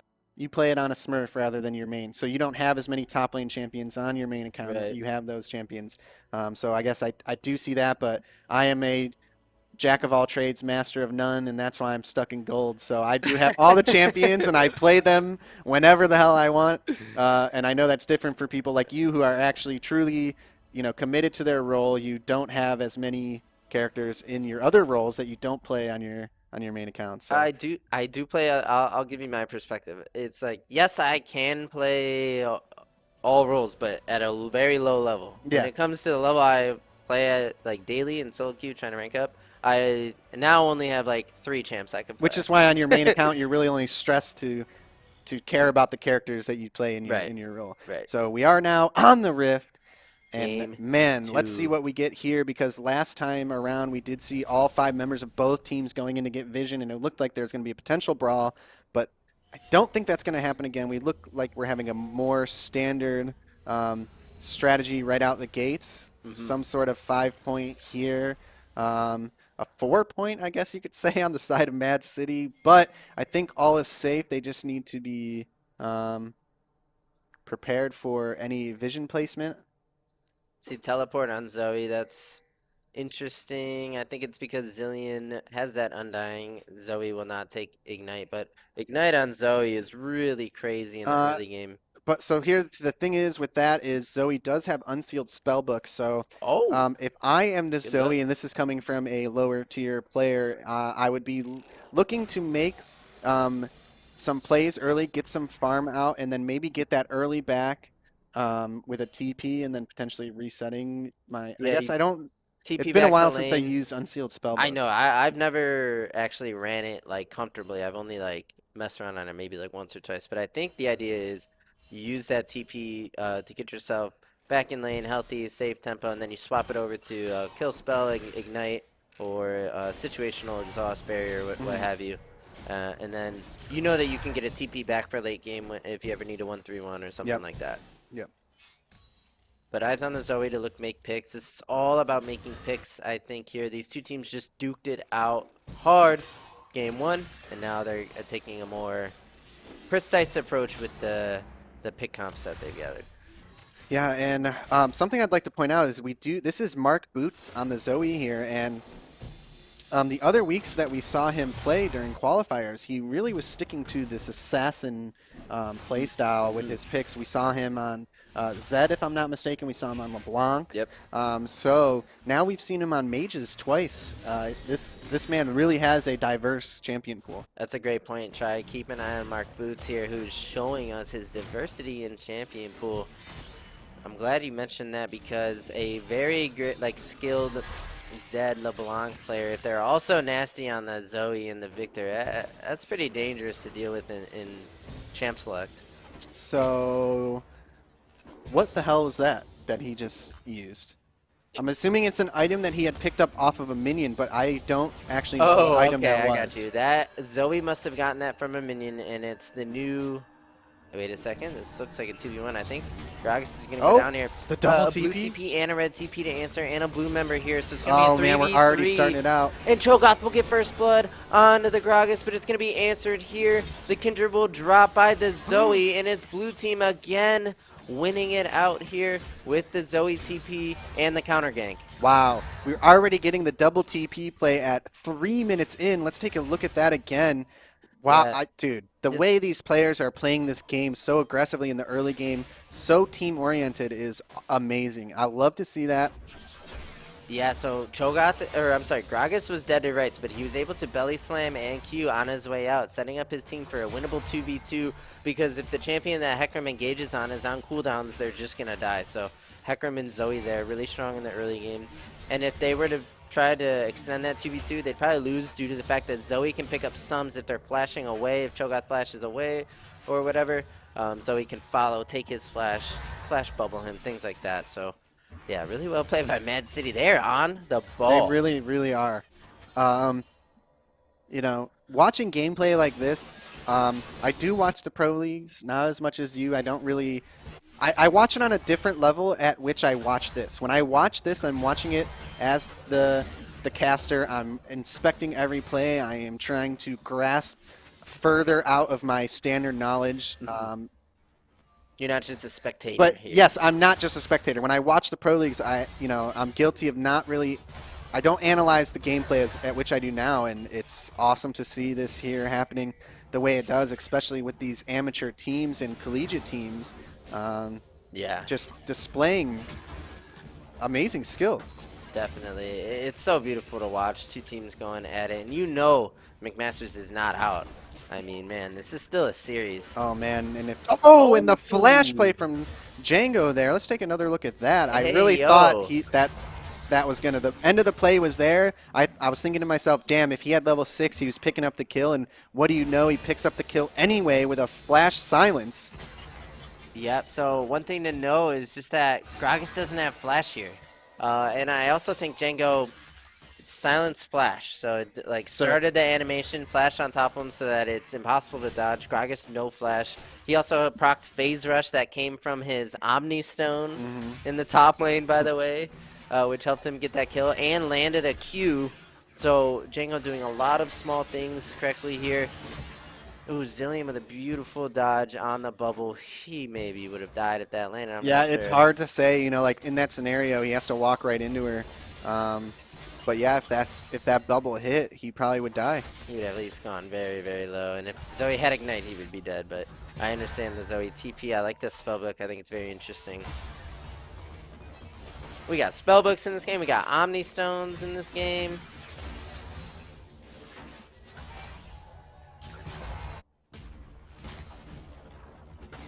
Here's his lethal tempo, right? Let's see if he can proc this. He's gonna, if he hits the Gragas, he will. Oh, we see both junglers fighting it out. This is on red team's side of the map, but there's no Zillion res quite yet. They will trade junglers. So Zoe kills Kindred, Zillion kills Hecarim. Now it's a face-off here in between the red turret. Zoe with one more on the way out. Mark Boots looking pretty comfortable on the Zoe here, making pretty aggressive plays, putting himself in scenarios that are not necessarily dream scenarios, but just playing it like he knows how to play it, I guess is where I'm getting at. Yep. And it's blow for blow again. I think the scoreboard was like eerily similar last game at this time. It really 3-3, was. It was like almost that. the exact same start as last game. It's 3-3. TP's coming in for some early skirmishes. Yeah, exactly. Like... That's what I love to see. Come on, guys, bring that shit to my solo queue. Nope. No.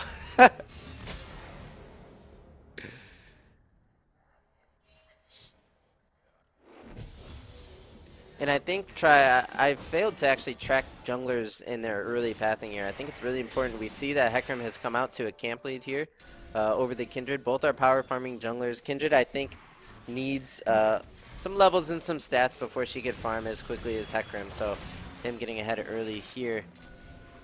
So patiently waiting for that ward to go down so he can make his way into this tri-brush. Will this result in a play? Oh, he gets spotted out by the Ash arrow. I don't know what that ability is called, but definitely countered that play there. Do you know what it's called? Sight Hawk? No, it's not that. Sight Hawk. Recon something? No, that's Sova. Recon Parrot. Recon Parrot. Recon Parrot. Okay, that's what we're calling it from now on. You heard it here first. Ash spotting out Hecarim with that Recon Parrot there. I wonder if Cho get the Dark Harvest. This is a funny one because he has to get Gragas really low to even get it, but then it doesn't stack on itself unless you get it. And he does have ulti though, so Super interesting. I love that every time we pan the top lane, it's a different lane because Cho has a different rune. Yeah. Oh, wait, this is a dive look. It's a 3-man. There's Kindred Zillion here. They can even res. They don't have to be afraid of death at all. Wow. Which ulti will they use? It's going to be... Okay, Zilly ulti on Django. I don't know Hecarim tried to about this, respond, Hecarim. but a beautiful knockup by Cho'Gath will interrupt. The Hecarim E, the Zoe bubble, I think misses, but she could possibly follow up. It's a 2v3. She will go in. There's another Undying. It's so hard to kill these champions. All right, Director Tool, why in the world are you going bot for this very slight trades while we see some action in the top lane? Oh, what do you know? This is why, because who is this right here? Beret is just doing massive damage with those Jhin shots. Yeah, this was the Jhin that we saw. Can he cancel these backs with his W? This Jhin popped off last game. And hey, Jhin Ash, you're going down, baby. Jin's a scaling champion. Like, he's a marksman that really packs a punch. When you look at Jhin scaling, the first thing I usually do is look at the tanks on the enemy team. And I do see a Cho'Gath as kind of the main tank. Dang, so scenario there is, I mean, when he got the 4th shot and the Devour came out from Tom, I think maybe they should have walked it down towards that Ash. Could have picked up the kill at that W and potentially gotten away with Grayskin is, I think, what it's called, right? Possibly Grayskin. Oh, yeah. On Tom. Yeah, could have been a dive angle. You might be right, try. And I think Django is just Hail of Blazing this Zoe down. A really nice Q. He'll flash to follow it up, and that's the shutdown. I wish we could have seen that play from the start because he was hitting her with Hail of Blades. Yeah, so what do you think here? There's no way he's getting out scot-free, but what? They guessed he went try, and they guessed wrong. So he scoots through the jungle. I don't think he's quite out yet, but yeah, he'll get to the safety of his teammates. And because of the response from blue team, red team is able to actually start up Drake as well. Yeah, so we say three members here on Cloud Drake.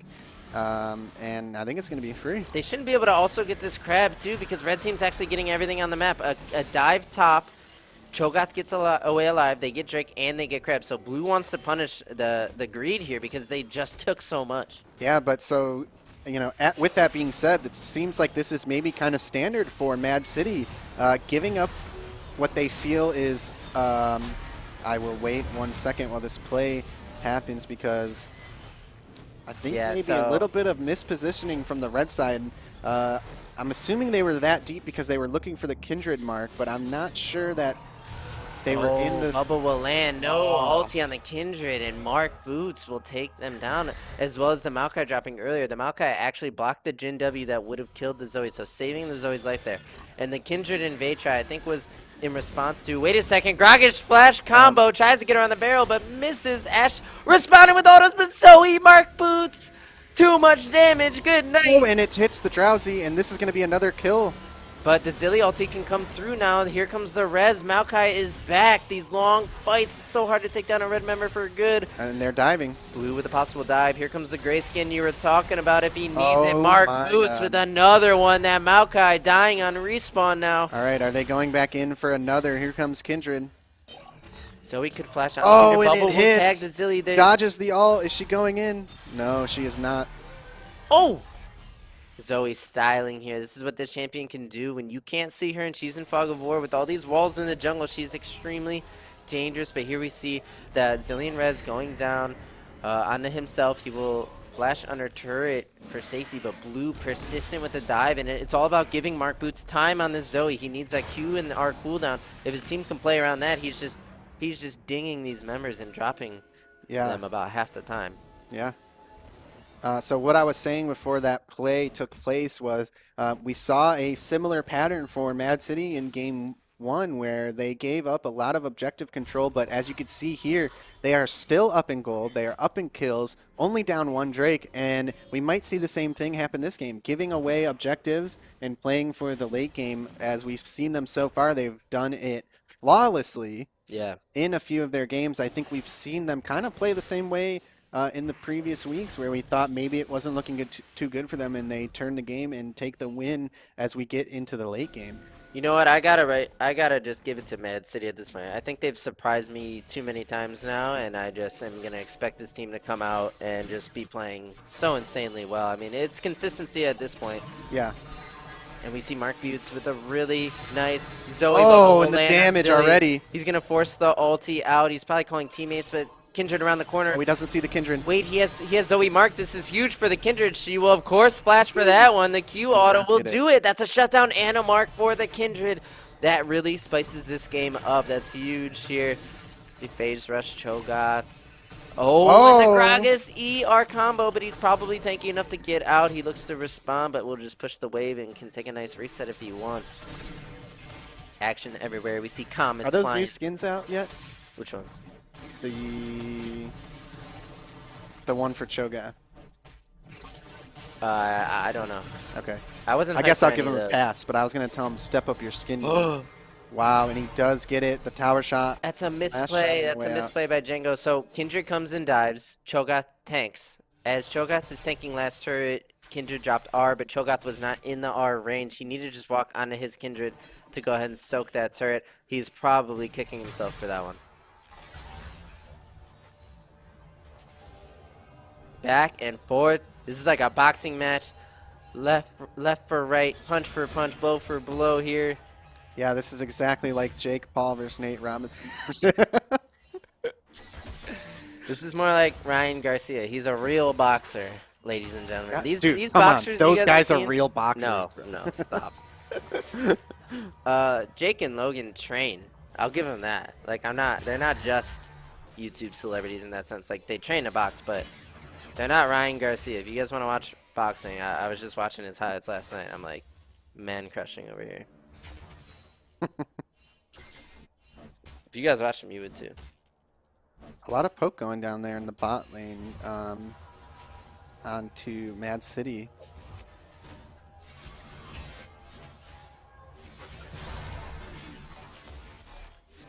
Okay, so Drake number 2 spawning. That's going to be Infernal. That tells us that Soul will be either Ocean or Mountain, right? It's going to be a very significant Soul in this game. We see Hecarim slotted in the bot lane. Will team up with the Zoe, the 4-man. Look at the bot lane, how low they are. That is significant damage here. They're going to have to maneuver this fight. Yeah, I was just going to say the Zoe heal could probably come in before it goes away to heal them up a bit. And they will start with those low members. Jin was able to heal, but Tom pretty low. Here comes Red Team's response. It's a TP. Ash Arrow will hit the Jin, but he gets eaten by the Tom. That's how you pick that champion. Hecarim with the re-engage will go in. Zoe's on the tri-brush around the corner. She can do a lot of damage. Hecarim going in, getting low, dropping down. That's a double for the Kindred. Jin he does have flash, but he's stuck in a bad position in the pit if he flashes over the wall. This is McMaster's University. How much work can this last champion do? The Gragas, he's isolated. And you know what? The triple kill! What on earth? That must have been a double kill on the barrel on his way out. We got to watch this again. Yeah, let's take a look at that again. Okay, so the one thing I missed was Cho'Gath came around and killed Zoe in the tri-brush there, and then is able to still double knock up for his team. But we're looking for a Gragas barrel. See these two low members there. One, he's going to walk away, drink his cask, and throw it out before he goes down. For the 2-piece barrel on his way out, making it so that even when McMasters have a winning play, on his way out, taking 2 down, makes it kind of an even play. But Drake will go over to MAAD City. So I think it was kill advantage McMasters, but Drake to MAAD City, and man, this is just a close game. Damn. So I was going to ask you, is the guy you were talking about, is he that young kid? Yeah, who's like up and coming. Yeah, I've seen some of his highlight reels as well, and he'll make you want to just go hit your bag as hard as you can, bro. I swear to God, this kid, he I don't know. I can't talk boxing because I haven't watched enough of it, but it'll just make you want to fight someone.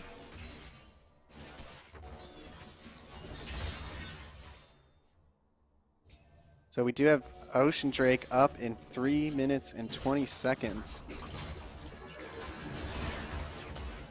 DPs all around. I don't think... Predator Cho, look at him running him down. Oh, it's so cool. I love the Omni Zone. I never know when to use it, so I never use it. But Django here, putting it to use. I don't think I've ever used it. Yeah, I can't remember a time specifically that I have. It's definitely a pretty random rune.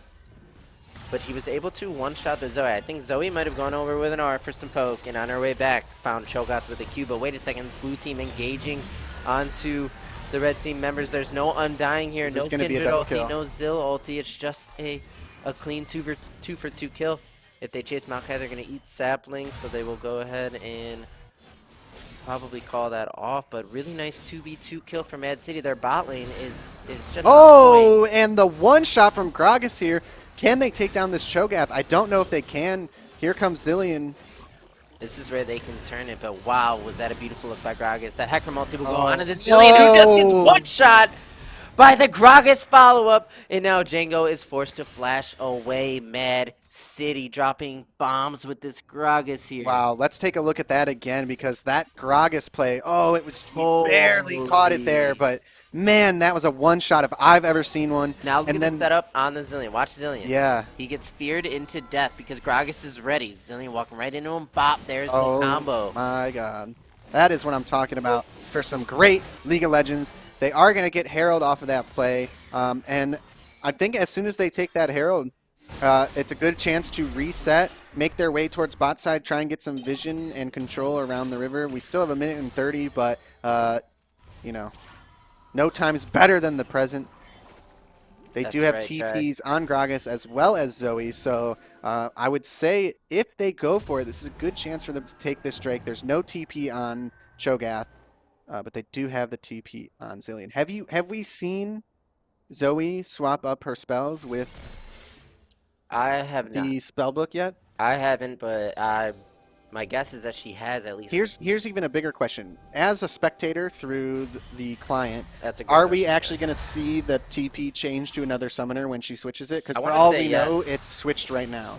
I want to say yes, but I would think spectator it client would, has but- like a mind of its own. It's like Yeah. it's like a smart computer that has gained a personality, and it makes you question what you're seeing because it is just so inconsistent.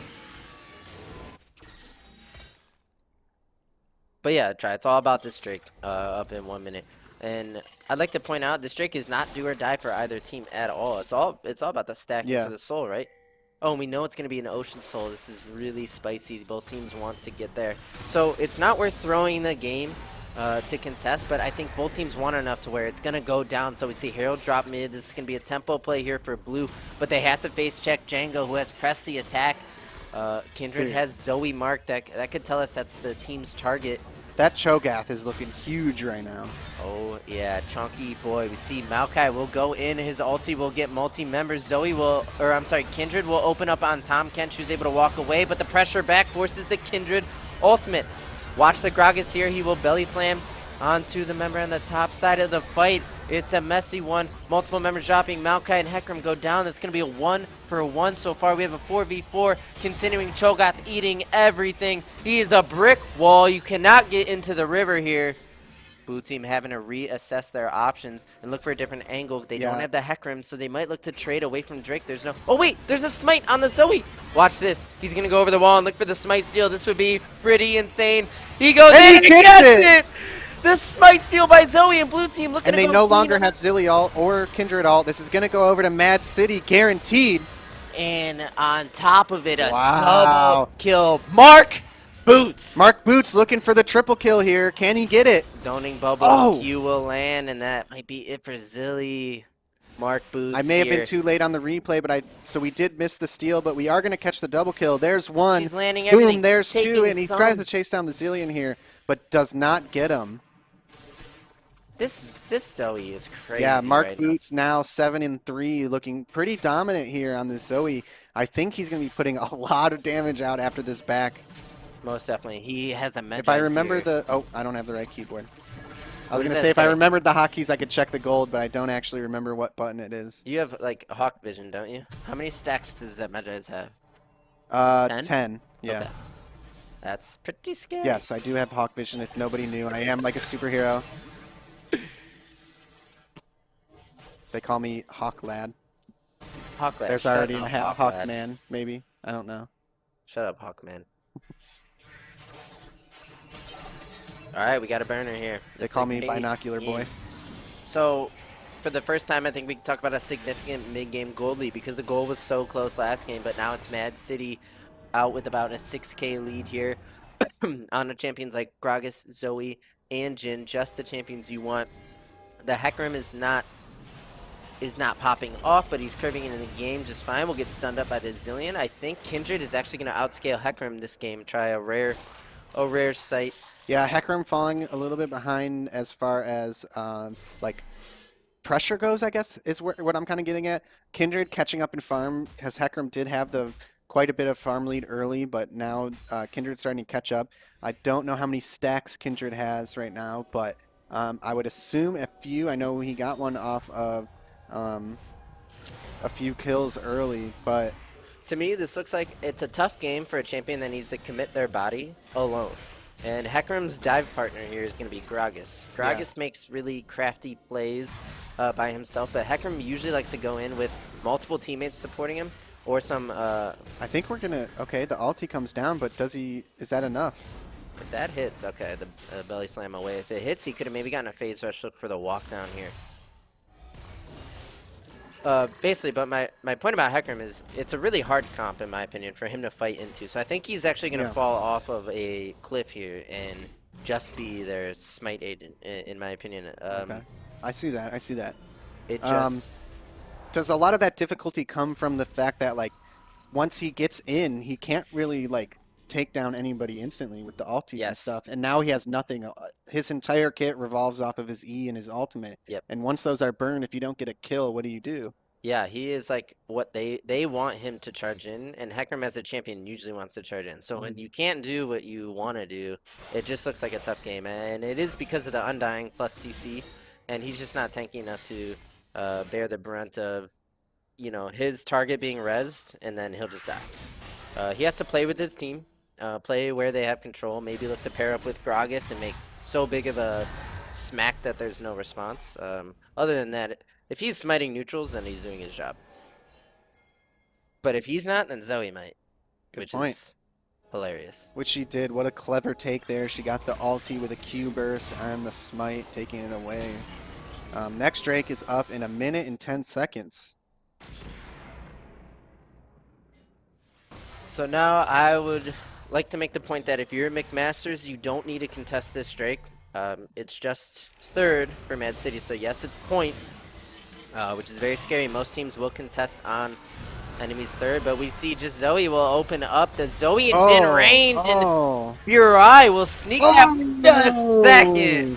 Come on, those shots are too good. We got the American sniper out here. Yeah. Taking down 2 members. If you didn't notice, let's take a look while they work on this Baron. So watch, he curves this third shot around the Zillion res target. That's what I was going to say. On to the... I'm going to wait because I see the members of McMaster's coming in for this Baron. Potentially some action going to go on here. But yeah, curves that bouncing grenade around, hits, and then gets Here the comes red team's response. We see Zillion helping out Cho'Gath. The Kindred is going in for the steal. Will he get it? He's going to drop the ulti, which means Baron can't die, so the ulti has to go away, and then he has to look for a steal. But Burai will just drop him, but Cho'Gath killed the Baron. It's Django this time. This junglers are not smiting. Yeah, we've got steals back and forth coming from other people other than the jungler. So let's take a look at that play while they're pushing this down here. Oh, and I bring it up. I'm going to pick it down. Bubble down the Ashe, and Gragas with the E flash will follow it up. Will advance on to the next red member. They need to keep these Baron buffs alive, but this Zoe is so lethal. Wow. Here's blue team's response. That's MAAD City's response to the Baron steal is they will go take that mid tier 2. So McMaster is actually happy with this trade at the end of the day, but man, this Jhin is just clapping people. He's just standing here in front of them. Yeah, Jhin is strong right now. A force to be reckoned with. We have 2 members just, I mean, honestly, MAAD City right now is just fed. Gonna be hard to deal with. 7-3 Zoe, 8-1 Jhin, and a 7-5 Gragas. Yeah, but you steal Baron, right? So it gives you a bit of time. Drake's off the map now. So look, try. Both objectives are 4 minutes 50 plus from being up. So what you need to do is use this 4 minutes 50 seconds to try and get a bounty off of one of those members, or you're just, you know, scaling and playing for next objective. But if you can get a bounty or 2 during this 5-minute period, the game will actually even up. Let's take a look at that play now while we have this quick downtime here. This is the American if you see sniper. this here, I mean, Jhin just doing a lot. So I think we see the Zoe damage come out here. Gets the bubble. Now watch this, Jhin. Oh, it's too easy. Maokai was trying to block, and oh man. They were zigzagging each other, unfortunately, but I didn't realize, like, what chunked the Ashe so hard there was the bouncing grenade of Jin's Q. going through the members and hitting her for the final one. And the threat of Zoe Jin, there's so much threat coming from a screen away. You can't even see the champions, and yet you're under attack. The Ash Arrow Drowsy. will hit Tom, who has cleanse. Blue team looking to answer back with the TP, which is now answered by the Maokai ultimate. Oh, That's this a nice is big. re-engage here. Blue trying to get in. The Gragas will get peeled away. Cho'Gath tries to eat the Gragas, but he can't go in. The Hecarim will go in. Fears a few, but has to run away. Now the Undying spells come in. The Cho'Gath looking to tank in the front lane. He gets rezzed by the Zillion. Undying again. There's no more Undying. Jin is still full HP. Mark Boots getting the Drowsy here. Cho'Gath gonna go down. Oh my god, barely. Barai will drop the Ash. They're looking to advance, but red team claps back with a couple kills of their own. The Zoe will fall. The American Sniper will go up with that fourth shot and bang on that Zillion. He will drop. So look how difficult it is to actually fight around this Undying comp, because you have to commit to members, but as you commit, they just res and come back. But Mad City actually playing this beautifully. But it doesn't matter at that point because they are so far ahead.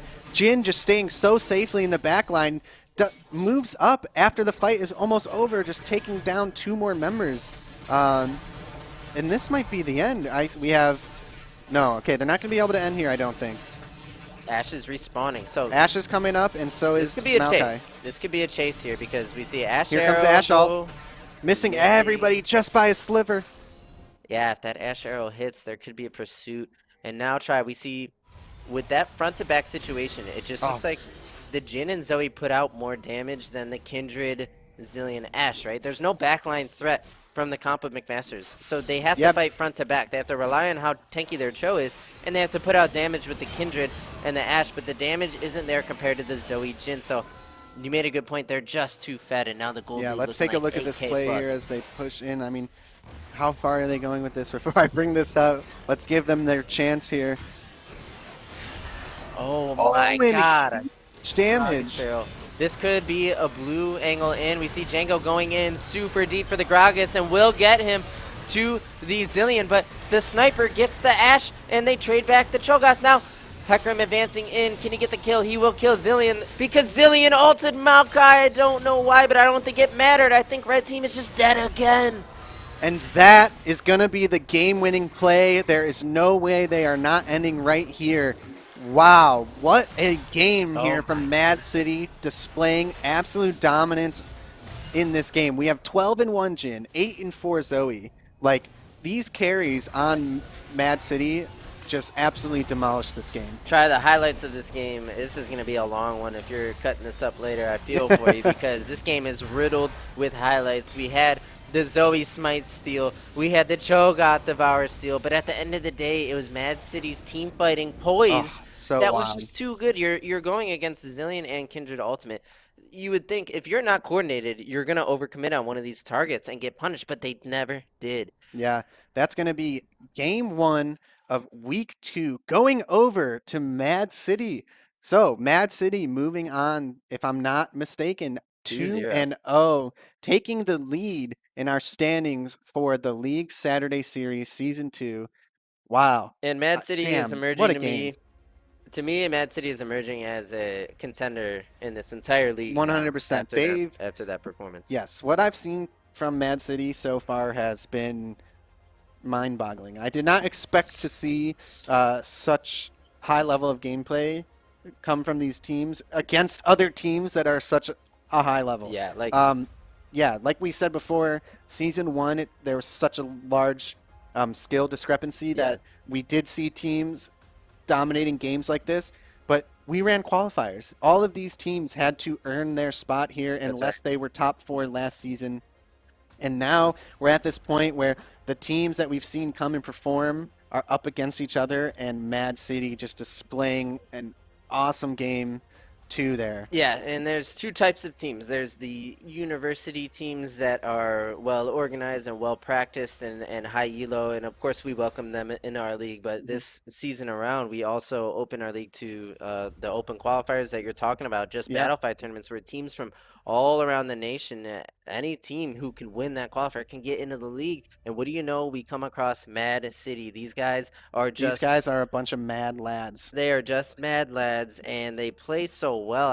It really is boggling my mind as well. And I have to give MVP to none other than Mark Boots, I think, in my Yes. opinion, at this mid laner here, just holding it down. And the Zoe plays make that champion look so appealing to play. Not only that, but like we said before, is his champion pool is so diverse. We saw him playing assassins earlier. True. That is the last day we saw MAAD City play. I think both of his games he played assassins, and then today he's playing mages. I mean, I guess you could kind of call Zoe an assassin. Maybe she's technically classified as assassin in the client, but she's like a mage assassin. She's like closer to the category of fundamentally. like Ari. Rather than right in the middle. Yes, Yeah. yes. But just to show such a diverse champion pool and then to still perform like he has been, you know, kudos to you. Yeah. Kudos to MAAD City. These guys are great. If I'm not, this is off the cuff, so I could be completely wrong. Is MAAD City not Mingos, the team that plays everything in Battlefy together? No. That's a different team. Bean Killers. MAAD City was Bean Killers Yes. in the first day with of the qualifiers. dog as their picture on Yes, Battlefy? yes. Okay, so these guys just playing everything. Yes. They play every weekend. Anytime I'm looking on Battlefy, these guys are there. Even if there's no prize. Because there's no prize on the tournament that they're playing in this weekend. But they're on still the play. grind to become a better contender for anything. You yeah. know, who knows? You know, we are going to get one of these guys in for an interview. Get a little I'm background. So excited. Can it be? You know, maybe we can get some info on the background of what is going on with their team. What are their intentions? Why are they in these tournaments? Are they a group of friends just hanging out to play some games, or are they on the grind to make their name be known in the League of Legends competitive scene? They are making their name be known in the League Saturday series. I'll tell you that. And if I ever see these guys in a scouting grounds qualifier, I'm rooting for them. I want these guys to go right to proving grounds. I don't know who they are, what their situations are. All I know is they play every weekend and they show up and know how to put together wins. They even know how to play against like Masters Challenger player, like teams that put together these comps that look tricky to play against. They just navigate it all. And yeah. That's enough for the hype train for me. Well played, MAAD City. Well played. Yeah, definitely. So we are going to go and head over to a quick break. We're going to come back with an awesome interview with Holy Boxers and one of the members from MAAD City. So if you are looking forward to that, make sure you stick around and we will be back shortly.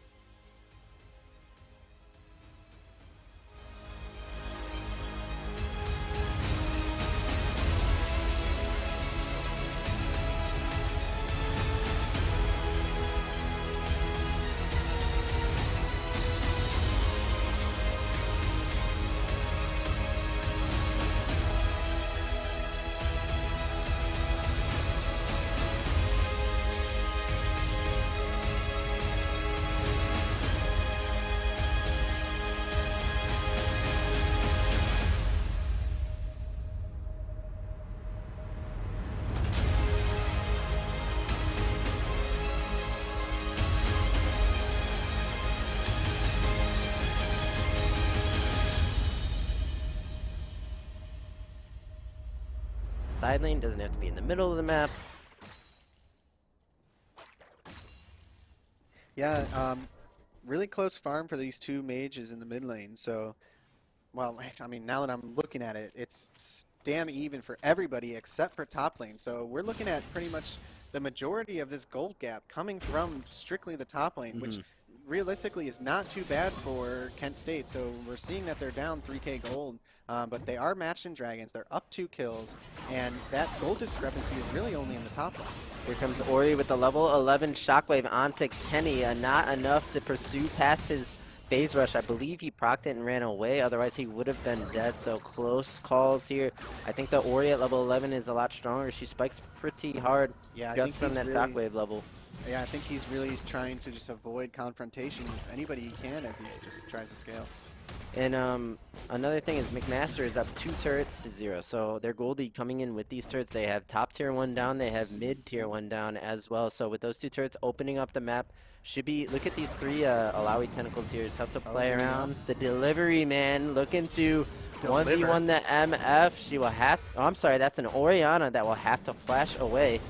Does the Olaf look to answer? He pops his unstoppable will, and he's running down the delivery man, who's kind of just forced the E into him to his death. The E could have maybe gotten him away. Not too sure, but Alawi will take out the Gragas and trade. Talk about the shutdown.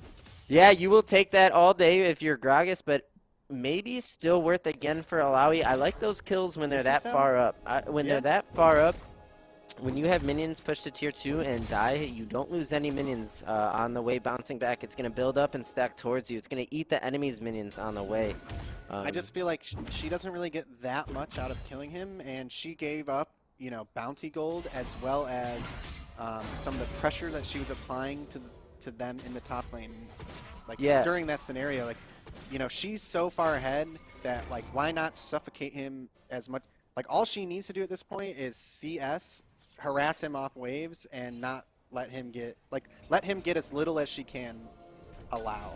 You get what I'm? Yeah, and you might even be right, Chai. I bet you Musinator is calling work just for on the basis of shutdown gold plus what does Alawi actually get from breathing, killing Gragas. like taking her out of that lane there lets him come back to lane and go like, all right, like I'm not just like threatened under my tower for, you know, a little bit. Yeah. I'm with you on that, Chai. It's maybe a close call, but I do like the aggressive 1-for-1 trades here. A lot of it has to do with minions. Some has to do with the fact that you're kind of making a statement of like, I'm going to take one with me no matter how many you send or whatever.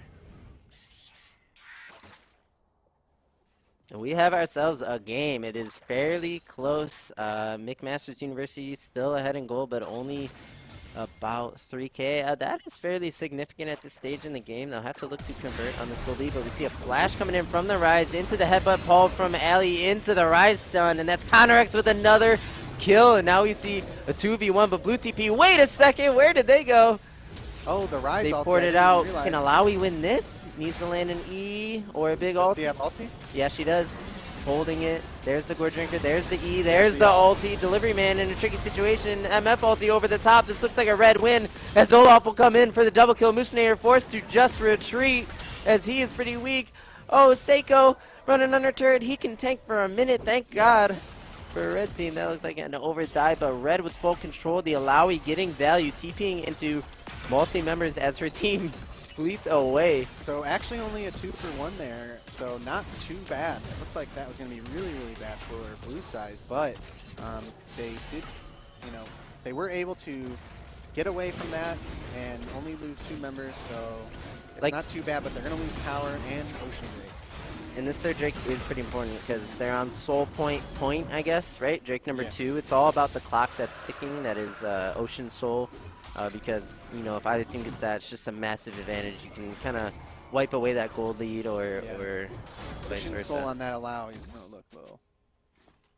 Who already has, so Alawi already has Sterax now. So 2 items already before 20 minutes. We see about 9 CS per minute on the Alawi 2. She'll be able to endlessly punish a lane if they get Ocean Drake. For sure. And it's about how Kent State plays around it. When do they send to deal with her? How do they deal with her, or do they look to play completely away from her? Because that's an option as well. So as Gragas is trying to catch up here, he's still down 110 almost CS.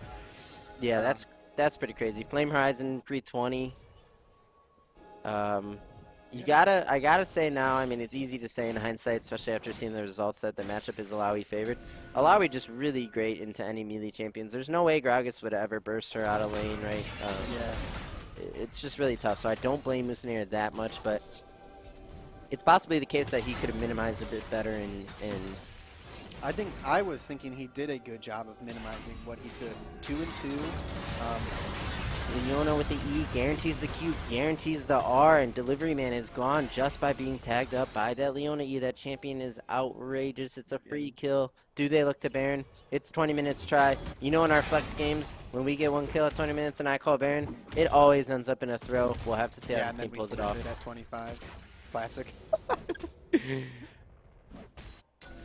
So it's not a Baron start, but we do see another Leona tag on a Star Punter who's forced to cleanse and flash away. Olaf with the rundown potential. He's a little bit far from his teammates now, and the Rise ulti will scoop them and put them into safety. It could be a peel back to Baron now. The only thing is there's no death timer on the Hecarim. Hecarim is alive, so if they start this, it's a 5v5 start. Yeah, and Samira looking to pressure mid while they're setting up for Baron. Another Leona tag onto Kondark. He's forced out ulti. He's walking away slowly. He gets his soul pulled by the Alawi. That's the focus now.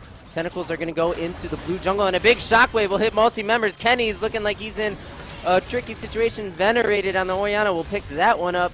Kenny's forced to go back to base here, and it could be another Baron look try. It's 21:30 on the clock. One member really low, one member dead. What does red team do? They will look Baron now. Yeah, I think this is definitely a good Baron call here. Now the members of Kent State are going to have to reset. They're not going to make it in time. I don't even think they're going to threaten. Maybe it looks like if I'm looking at the mini-map, Hecarim looking to take some camps and get some vision out of the quadrant for red side. Now let me talk about what McMaster just did. Because Leona E hit Hecarim, they get Baron. Yeah. Leona E hits Hecarim, it means Leona Q hits Hecarim, which means R, which means Hecarim dies. Then they get full control of River. It wasn't a Baron take, it was just clear vision, and then they played bushes. Then they get an Alistar face check. They kill Alistar, now it's Baron, just from that Leona E. It's 21 minutes, but they're still looking to play Baron extremely aggressively. That's what the highest level teams do. They play Baron the moment it spawns. Lower level teams just can't manage playing around Baron as cleanly as McMaster just showed us that it's possible to do. Yeah, that was excellent execution from them. You know, when you talk about like the level of teams, I think it's sometimes that, you know, when everybody is playing in their lanes, it's difficult to get a 5-man team who does not have the synergy together to make a play in the top side from that, because everyone is used to playing solo queue. They want to play selfish. They're Welcome back, everyone. What a game one of week 2 of season 2 of LSS. That is so exciting. I'm bringing in Mark Boots again because I want to redo our interview. I didn't feel like we got the full essence of him last week because I couldn't hear a single word that he was saying. So we're going to bring him in now, and we're going to just pretend that this is the first time we're ever meeting. Mark Boots, welcome. Hi, how you doing? Thank you for coming back. I'm going to pretend that I never asked you a single question last week because I still have answers that I did not feel like I got. Is that all right? That's fine, yeah. Beautiful. So first and foremost, congratulations. You guys look like a great team. I know Jiggity had mentioned in chat that you guys are kind of, you have a lot of different players. You're not all just the same roster across every, you know, tournament that you guys play in. This roster seems to have gelled so well. I mean, you guys do such a great job kind of letting some things slide and still coming back and winning. What's your guys' secret? I think we've all played on a bunch of different rosters, like, you know, with each other, whether it be like Jiggity and I or Castle and I. Like, we've all played on rosters before, so I think just over like playing on so many different teams with each other, we've just kind of gelled like separately. Sure. So now that we're like all playing together, we're just, you know, gelled together automatically. Yeah. But like, yeah, Jiggity's an 80 carry main, and he played 80 carry last week. Now he's playing support, but we're just so, you know, in sync that it works out. And it shows. I mean, you and Castle, that Lulu Hecarim first game was so much fun to watch. You guys made it look so easy, and then again with your Zoe, you just make that champ look so much fun. And I know that it's not as easy as you make it look, but is that one of your pocket picks? Like, do you just like to play her and you're very comfortable on her? Yeah, I mean, when Zoe came out, that was one champion I spammed like 24/7. I probably played like 160 games of her, like, you know, not in a row, but, you know, pretty close to in a row. Sure. So yeah, her and LeBlanc I really enjoy, and usually if LeBlanc or Zoe are up on the board, I'll try and fit it in, even if it technically won't make sense in that comp. I'll just try and squeeze them in because I really enjoy playing them, and just the team overall performs well when I'm playing them. Absolutely. Are you kind of the shot caller of the matches, or do you feel like there's another team member that kind of takes that role?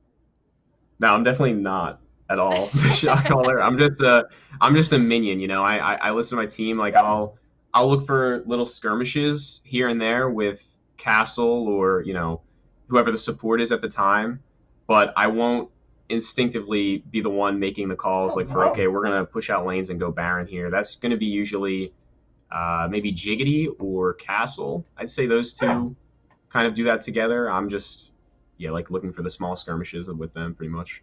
Awesome. And I know that Trifolge and Diddy were talking about this, and I think they're wondering what do you guys see for yourselves? Are you guys ever going to go to proving grounds and try to become, you know, pro or anything like that? Like, what do you guys see for yourselves as a team? I don't really know. I can't really speak for anyone else besides Jiggity. I know Jiggity isn't. I know myself. I'm not either. Like there was a time for that, but I kind of moved on from that. Okay. So now we're just playing in as many tournaments as you know possible. We're just having fun. We like winning a lot. We're all competitive in nature. Um, but yeah, I mean, I don't know. We might do some small proving grounds tournaments, but we're not expecting much from it. I think if anyone is, I'm pretty sure not even our top laner in Amina. I'm pretty sure Barai and Matthew, maybe those two will, you know, eventually try and get there, but I'm not positive. Awesome. Well, it seems like you guys have a lot of fun playing together, and it's so much fun to watch you guys. You guys have really, like Diddy was saying earlier, you were surprising us before, but now it's not really a surprise because you guys are kind of, you have a good game and you know what you guys are doing. So great job. And one Yeah. last question, did I just hear a dog, and is there any chance that I can see that animal on screen? Yeah, sure. I can get it. Thank you. Everyone like loves to see me. My favorite thing. So here's our team mascot. That's why we're actually named the Bean. Well, no, actually, sorry. In some of the tournaments we play, we're named the Bean Destroyers or something. Yeah, Bean Killers. But I think. this is Bean right here. Yeah, this This is Bean. Bean. Oh She's my our team goodness. mascot. Bean. Oh my gosh. Do you guys live local to Cleveland? I need to meet her. No, Oh. I live in PA, but yeah, Well, she's thank you for bringing she's her awesome. on. Yes, No problem. Bean. Well, thank you for coming back and chatting with us. Congratulations on your second win of the season. Yeah, thank you. I'm you know, we're happy to play in this tournament, and thank you for having me for the interview. Of course. Bye, Bean. All right, everybody, we will be back after a short break to bring you back on the second game, which will be Mingos and MEC Hysteria. We'll be back shortly. They're not ready to leave their lane at 21 minutes at the right time. They're not grouping to make these plays in the in these quadrants around objectives, unless it's straightforward for them, unless it's a double pick, or unless you know it's a free dragon pick because jungler is top. Teams are they stay in their lane and they try to play for late game because that's the easiest route as you pick up. You see a Shockwave landing onto Hecarim, starting to see the weaknesses of this champion pick if it doesn't get ahead. This Hecarim's on Sunder, Thornmail, 23 minutes, so Shockwave just means he's dead because of proper follow-up from Red Team. That's McMaster University making a statement in this game one of the second series here for LSS Season 2 as we see Alawi in where she belongs, already chipping away, can basically ignore Gragas damage and hit this turret. This is what Alawi does in a nutshell when you play it right. Yeah, the pressure is on now. Kent State needs to figure out what they're going to do. This Baron is just taking down their base. Looks like they're going to get top and mid inhib potentially. So this 4-man unit could look to play away from the Alawi or could look to group on the Alawi. They will group and look for this inhib. And Leona Solar Flare will miss, but the Alawi E will catch the soul. They can chip that, and we'll see if Blue wants to follow them out and look for anything, because if Red just gets away unscathed here, it's just that's rough tough. for I Blue. think they, I don't know if they knew that the Olaf was making his way towards Dragon, but I think based off of that, that was their chance to make a 5v4 play onto the team, on a Red Team as they're backing out of their base, but they let him go scot-free, and now it looks like Olaf is going to make his way to Dragon and potentially get that as well. Olaf taking no, here comes the Red TP. TP onto the delivery man. He gets tagged by an Olaf. You should not be enough to just kill him. Unless Olaf really overcommits here, he'll be forced back. And yeah, I think Red Team wants to play for Drake now, as it is it is spawn. It's just they're looking for what they can get before they go to Drake. So was that TP play looking to say, okay, if we get Hecarim, the dragon is free? Yes, I think so. And it was an Alawi TP. Alawi wants to be in the bot lane pressuring, right? So she's already kind of going to...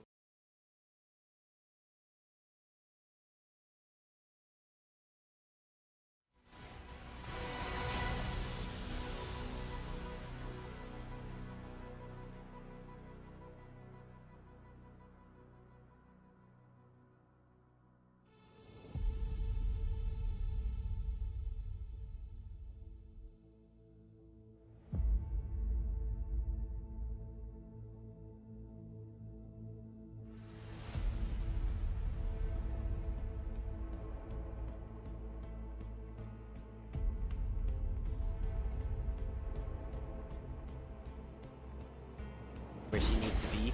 And it's a tempo TP in the sense that you're saving time walking the lane by TPing, and the time that you're saving, they have to deal with the supers that you created in top and mid. So And while they're free. dealing with that, you are already pressuring bot. So Alawi is half TPing to help with the Hecarim play, but also just hitting this bot turret as fast as possible to keep the pressure up. We like what we see here. It seems like McMaster's University has come to play. That's in right. LSS Season 2. Looking real good right now. They just picked up their third Drake. It's going to be an Ocean Soul next in 4 minutes and 30 seconds. Does Kent State have what it takes to bring this game back? It's only 6-9, but I'm not going to lie, McMaster's University looking real good. They are looking good, but we see the Ryze wave clear. Ryze can one combo this wave, as we see. It gets cleared out there, and now there's no siege here for red team. So because you have a Ryze, he can deal with waves extremely well. He's a bit behind the curve. He could have a little bit more CS, maybe a kill or two, and be working on his second item, which would help him clear the minions better. But as long as Kenny is alive, they can defend this base attack. It's just all about this red wave and how fast Ryze can kill it. We might see a shockwave on the wave, because once the Ryze VP, one more wave's gone, it's tough to siege that, right? They need to, I think they want to draw blue team, you know, to different parts of the map, or just, you know, take soul and play the long game. But this five-man push on the mid, or I'm sorry, on bot. Yeah, they're just trying to take advantage of these super waves pushing down top and mid, and they're just standing right in front of I think they tower. could now. There's no Ryze here, right? So Nope, now is there their comes moment the that they could shockwave. go in. We see Solar Flare lands on multi-member. Shockwave scoops up the Gragas. That's one kill. It's going to be a 5v4. Can blue team defend? Counterarc's going low. That's a great Gale Force Misfortune Ultimate.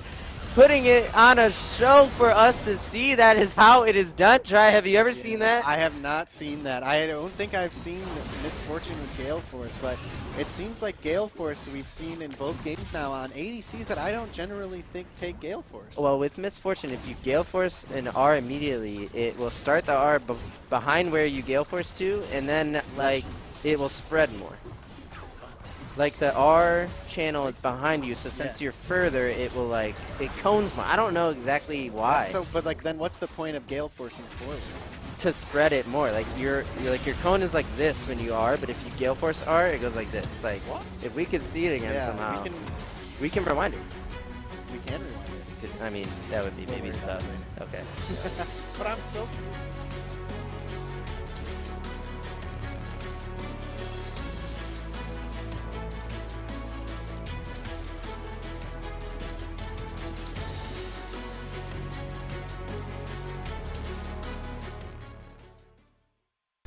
We have started now. My first question is, has Kent State, has McMaster's University done their level 1 prep to the likes that Mad City have? Because Mad City just finding advantages at level 1 and using them to either, you know, boost their Olaf way ahead or to deny the enemy Hecarim. Do we see any level 1 shenanigans? And it's usually on red side. The invade that we saw them do with the Nidalee on the red bottom buff into blue side's territory is the most common level 1 invade. So it would start, and Olaf is the champion that you would want, and Leona is the support you'd want. So I think McMaster University has the setup to do a late invade, but it looks to me like they're just going to We're 5 going pretty point. standard here. Alawi coming late, but making her way to try. So pretty standard 5-point here. I didn't do my due diligence and check out the rosters beforehand, so I am glad to see we have the original Season 1 Kent State roster here, all the same guys together. And that's a good sign for them because that means that they have had that extra. I mean, how long has it been since season 1? Couple months. Couple months. They've had all that time to continue progressing their teamwork together. Yeah. And I'm excited to see what they're going to bring here for season 2. Maybe, they're coming for first place. I So mean, who knows? I don't even think you're speaking that crazy. This Kent State, I think it's huge. You point out it's the same 5 guys as last season. So these same 5 guys we can assume have been playing together on this new patch the entire time. So they have just as much experience as any other organized team on these new items. So they could be far ahead of the pack as far as we know, because we don't know much of the history of McMaster University. For all we know, this is the first time they put this 5 together. I would hope not, but we'll have to see. And I mean, we haven't seen. Kent State did not play in qualifiers due to placing in top 4 for season 1. They were invited back, didn't have to participate in qualifiers. So, we might see a whole new Kent State here to what we saw in season 1. Yeah, most definitely. And we actually saw that with their blue side first pick, they opted for the Hecarim here for the delivery man. And the delivery man used to be their AD. Remember, Starponer was top, Musinator was support at one time, so a bit of role swapping. But it just shows the versatility of some of Kent State's player. And yeah, if I'm not mistaken, when Starponer was, came out here and had a little chat with us, if I'm not mistaken, he was newer to the team, gets away there with a little bit of HP left. Yeah, so they got his cleanse. He cleansed the Ignite early. It was Leona got level 2 and landed hook on Samira. So with an MF in lane, that's always bad news. You got to watch out for the level 2 and respect the hook. Hook lands, gets cleansed for Starponer. Not the end of the world, but good looks here so far for McMaster. Yeah. So sorry, what I was going to say was when we had talked to Starponer, I'm pretty sure the team was fairly new that semester for school. So, when we were watching them play, they were kind of finding their bearings, finding their roles, and getting their team synergy together. And now we are seeing, we're going to witness the outcome of months of practice together as a 5-man. That's what we hope, right? And look, both junglers are doing opposite. Welcome back, viewers and everybody around in this League of Legends world. We are continuing our week 2 of season 2 of our League Saturday series. I'm Diddy. And I'm Trifolds. And we are looking forward to another hype matchup between MEC Hysteria and Mingos, going for our game 2 of the day. Yes, we are excited. If we are not mistaken, this is a rivalry matchup. These two teams have met up in the qualifiers. They have a little bit of a fun banter rivalry going on.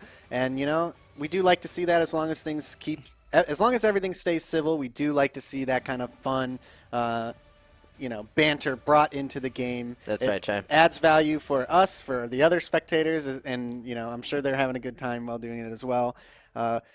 Last game, MAAD City taking away 2-0 against. Yeah, MAAD City was looking great against McMaster University, and when we look at MEC Hysteria, who's playing right now, their only loss so far has been to MAAD City, who we know now is the real deal. So if you look at MEC Hysteria, they could say right now, we're 0-1, but we lost a pretty good team. We'll get them back next time. And they're looking to improve to 1-1. And same can be said for Mingos. Here you see those two at the bottom, but it is so early. Expect these standings to be shaken up much. But yeah, both teams looking for their first win in the LSS. Yes, exciting here. We do have a lead coming out in the series. 2-0 MAAD City. They're the team to take down. Let's see how this next game is going to play out. And we have live pick ban. Yes, we do. We do have live pick ban here. And, man, does that look beautiful, look at that. If you ask me. Again, guys, one more issue with our pick ban right now is the teams were not uploading correctly. So that is not a 2-1. It is 0-0. And it is going to be... let's take a look here for sides. We're going to have MEC is going to be on the blue side, and sorry, I'm mixing up. We have so many teams here, guys, with M's. Yep. It's wild. So Mingo's on red, MEC on blue. I'm excited to get into this game. Bear with us as we have, what do we have? McMasters, Mingos, MAAD City, and Mingos. Did I say Mingos already? Like, I'm already flopping them up. As we get into further weeks, it'll be easier to grasp that. But it appears to me that they may have pro draft this. Okay, so it's not live. It's in order. Okay, I thought It's we did in have roll them. order. Okay. Yeah, because so we see the top lane matchup is going to be a Camille into Cyan. These are two champions on the opposite ends of the spectrum. One in Camille, she wants to carry, she wants to split push, she wants to make flashy one-shot plays, whereas Cyan wants to just eat a bunch of damage, tank for his team, and set up. We see another Hecarim. This is a champion we will be seeing often. When you ban champions like Olaf, Hecarim can slot in as well. We see Morgana getting flex possibly into the mid lane for Mingos. Morgana mid was so overpowered a few patches ago. They actually took away some of her damage on her W to impact her wave clear, so that because she was broken mid. So even despite that nerf, Morgana mid still very strong. I think Lucian Nami is very spicy bot lane. Takes a lot of skill to execute because Nami is not just a hook and then hopefully you die champion. I think Nami takes a lot of finesse. We see MF Ellie, really nice combo. Yeah, she definitely does. Needs to be careful. I think the Nami pick was great here because I'm assuming her intentions were to take that to wave the MF ulti easy cancels from range. Hopefully, that would be my guess. It's hard to say. We said we missed the pro draft. Yep. Very hard to no say. live selects so far. She could also offer up a knock-up or two for Yasuo. Yeah, good point. You know, in that situation, you probably want knock-ups out of your support.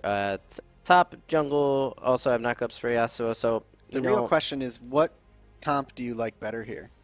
I like to see an Elise. I always like an Elise. You always Elise like can get an spicy. Elise. I think How is she right now in the meta? it could be emerging as an AP jungler. I think she doesn't fit the bill for power farming like Hecarim, Lilia, Graves, Olaf. These champions just power clear, get their level 4, and then get on the map. Elise usually will take 3 camps, look to get on the map early. If she doesn't impact the map with her early game ganks, she will fall off. And so I think outside of the Elise, though, Mingo's comp is a bit easier to execute. Putting them together, I always like to see a Camille Hecarim. I think that's such a nice top jungle duo to set up. Before we saw it in bar. But they're full AD. Who else did we see? We saw that with Mayamo, Big D, and Lucent in the top lane. Lucent. Oh my God, that game they played, that combo was a force to be reckoned with. It was. Let's see if we're gonna see a similar playstyle here, where they keep those two together and take control of the side lanes of the map. It'll be a tall task. At the end of the day, I do like Mingo's draft a bit better. I think it's a lot easier to execute, and the Definitely elephant in the easier to room is execute, that's that for sure. MEC is full AD, to my knowledge. And against Scion, Alistar, you're going to get Zanya's on your 2 AP carries. You could get Tabbies on them if you want. I think Seekers is going to get too much value this game. I think Armor is going to get too much value this game. And so they'll have to play around that. You do make a great point there, so I'm excited to see as this comes together for these two teams here. We are under the spectator delay, so we are going to go ahead and hop to a quick break, and we will catch you guys on the Rift. Stay with us.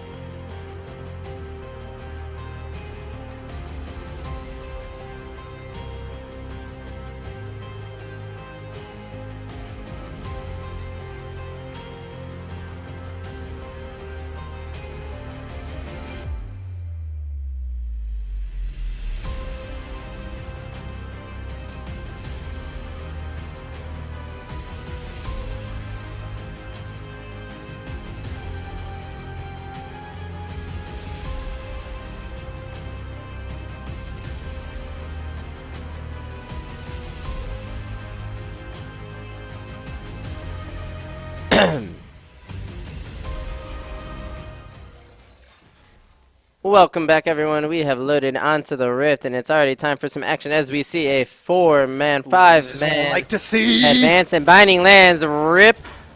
Just kidding. Lucian will flash away, and they will take that. They could have maybe follow flashed. I think I would say if I'm Mingos, Looks pretty I'm calculated. cool. I'm cool with that flash Yeah. there. We do know now roughly 5 minutes for the flash on Lucian, about 5:30 probably. Yeah. And Yeah, take worth. advantage of that. Oh, is this another Binding? Ooh, Young Bones. Yasuo's walking up against a wall. He's in the open field, running to his Camille. It's all about the Binding here, the Morgana Binding. But she can hold it. Okay, it misses now. It's blue team's attack. Oh They're no, going for Young Sion. Bones. Oh, the flash. Wait, you flashed on a Sion. He has Q. Even if he dies, he can still help the fight. So 1 for 1. Okay. I thought that was going to get a little So scarier. it than turns it out did. 1 for 1 and 2 for 2 on the flashes here. Actually, 1 for 2 on the flashes. Nami flash and Ignite, as well as Lucian flash on the side of MEC, and Mingos the flash for the Sion.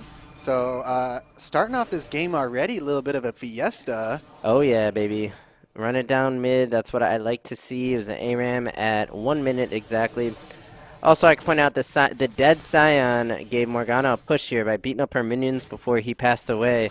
And so Morgana actually in a decent lane state. Not that she couldn't get a push without that, but worth pointing out. And yeah, kill credit going to Nami and Elise to start this game off. And health bars lower on blue overall.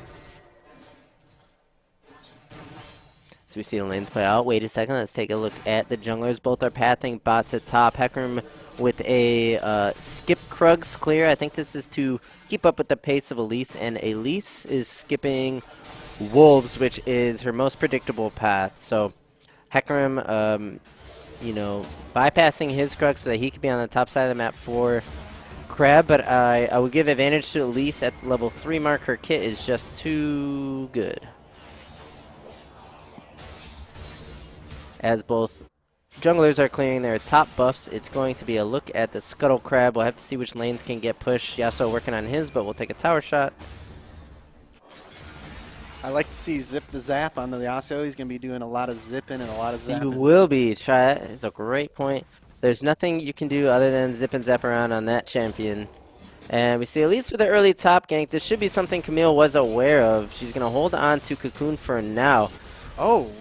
Oh, Camille flashed that! Oh! Clip that! Clip that! What a flash! Holy. Let's take another look at that. And you'll take that trade every day, Yeah, Camille. an unbelievable play here by Donut. Let's take a look at that again. Oh no, okay, replay did not grab properly, but we will get that clipped and we'll get that up for you guys at some point. Just a beautiful flash by Camille. Oh, So man. the Elise strategy was to hold the Cocoon and let Sion beat on her.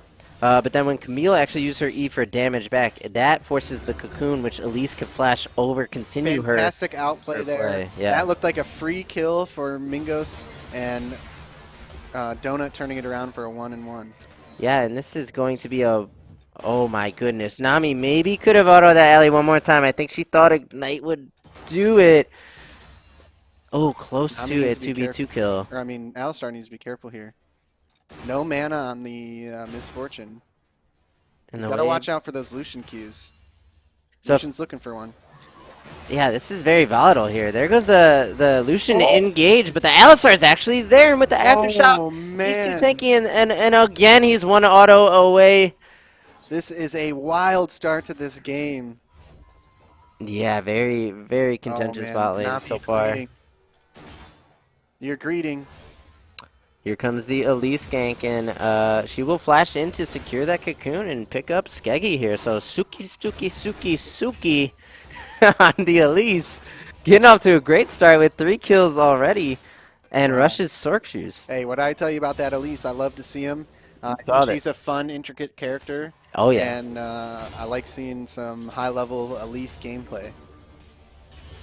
You can say that again as we see Hecarim wrapping in around on Sion, who has no flash, no escape here. I think the best he can do is look to... He wants to die right in front of Camille, and then maybe he can run her down and kill her. Maybe he turns to the Hecarim, who has to run for the hills and will actually pop Ghost. Yeah. Man, this is like Season 2, guys. It's off to a bang. I love seeing this. Every single team. I know, just every action game. right at the start. I mean, if you're talking about the drastic 2v1. differences, I'll wait. Morgana has flash. What does she do with it? Here comes Elise. It's going to be a 3v2. That bubble pops the black shield. Morgana sells flash, so here's Elise with the help. Nice burst damage. There's that Morgana flash. Yasuo forced the flash away as well. Now Elise in a 1v3, holding her ground, but maybe for too long because Lucian just needs one more auto. There's the shutdown. Nice dodge by Dom. They Bone. be careful here. Okay, MF stayed bot, so we did see the flash come out of Lucian as well. The moment that came off cooldown, he used it again. Yeah, we see Nami, Elise and Morgana were willingly taking that 3v2 there, and were rightfully punished, I think. But let's see if Alistar is caught out of position. Yasuo with the ulti off of the the charge from the Hecarim will get the Alistar flash. So we see just flashes being burned on cooldown. Try. Yeah, this is so. Where I was getting at before was in Season 1, we really saw teams playing the early game slow. Not a lot going on. You know, some games we weren't seeing a kill come out until 15 minutes in. And so far at week 1 and week 2 for Season 2, we have seen kills, TPs, 5v5, big plays happening in the first 5 to 10 minutes of the game, and that is what I love to see. Yeah, what a nice bubble here to set up this Alistar, who will go down. Misfortune can't do anything about it. They're going to give it over to Bone. Again, the action is nonstop. We can't even talk about the plays that are happening 30 seconds before, because it is just nonstop action. Most definitely. The flash is being burned. Like Alistar with no flash, there's such an easy target. All it takes is a bubble, and he had nothing to headbutt away to. But we see Morgana already with the Seekers. Just want to point that out because of the value that armor can bring to Mingos here. I think it's going to start being significant, but we do have triple Conqueror on the side of MEC Hysteria, and this looks like a blue Drake take. Off the back of that, Alistar pick up the no flash after the scuffle in the mid lane. And about this lane here in top, in my experience, it is perfectly fine for Sion in the early, and it's a good lane for Camille at the end of the day. Once Camille hits the same thing. Once Camille hits 2 items, I think Sion is just free food for her. The only thing is, it actually takes forever to kill this guy, so his team will be there. And we see the Camille are looking to dodge away the... Okay, maybe you don't need 2 items. You just need an advantage. But yeah, it's a good lane for the Camille, so she is going to be looking to split this game up and one-tap people. That's a funny one. The base doesn't get interrupted because his damage to shields does not stop that channel. And okay, so we see bounties on the Lucian and Camille, but they're into their full AD. They have no AP threat to kind of bolster their effectiveness, right? So yeah, is it going to be the armor stacking game? But it's a serrated Dirk for Sion. This is not what you want to build. So this seems kind of like a, he went in with the plan of like, I'm playing Sion, this is how I'm playing it, and he needs to be concerned about playing around. I guess where am I getting with this? I don't know the right way to phrase it, but he's playing the build path and not reactively. Yeah. And I'm guilty of doing that all the time. You play some games on autopilot, but this is not the time to play autopilot. And you need to be aware of the fact that this is a full AD team. What are you doing building serrated Dirk first, especially after you're coming back to lane at 0-3? You need that armor. I agree. He could be, so 2 schools of thought. One is Camille does true damage, so I'm going to die anyway. That would be a poor attitude, in my opinion. Because you would still build tanky for the rest of your members. The other is he can suicide Sion and look to backdoor with that. Okay, I see. Like literally, he might run it down and have 10 deaths and just try and like backdoor inhib the entire game. Yeah. That's another thing that build's useful. But nice tornado will not get black shielded by the Morgana, who's flashless, so she should go down well. Ooh, Hecarim, no commit from Hecarim there. Hecarim he came over. Did he lose his E as he showed up? He came over the Raptor wall with ulti, and then that was when she was black shield, and then he tried to hit her with the E as well, which I think. Oh, okay. I'm not sure, but I think it was black shield, and then he had nothing. All right, well, still a decent look. We see those two mid jungle looking to duo it up. Elise here coming is back for Elise's another response. gank. Nice two-man headbutt pull into the MF ulti. That's what you want to see. Okay. Nami no flash. Cocoon will land. Okay, double TP. This is what On we're the talking about. Lucian, TPs are coming in. The target is Lucian. He will drop to the Misfortune, but here is the Fed Camille, who focuses, or he flashes on Humongous, but I think he got Not interrupted by Alistar.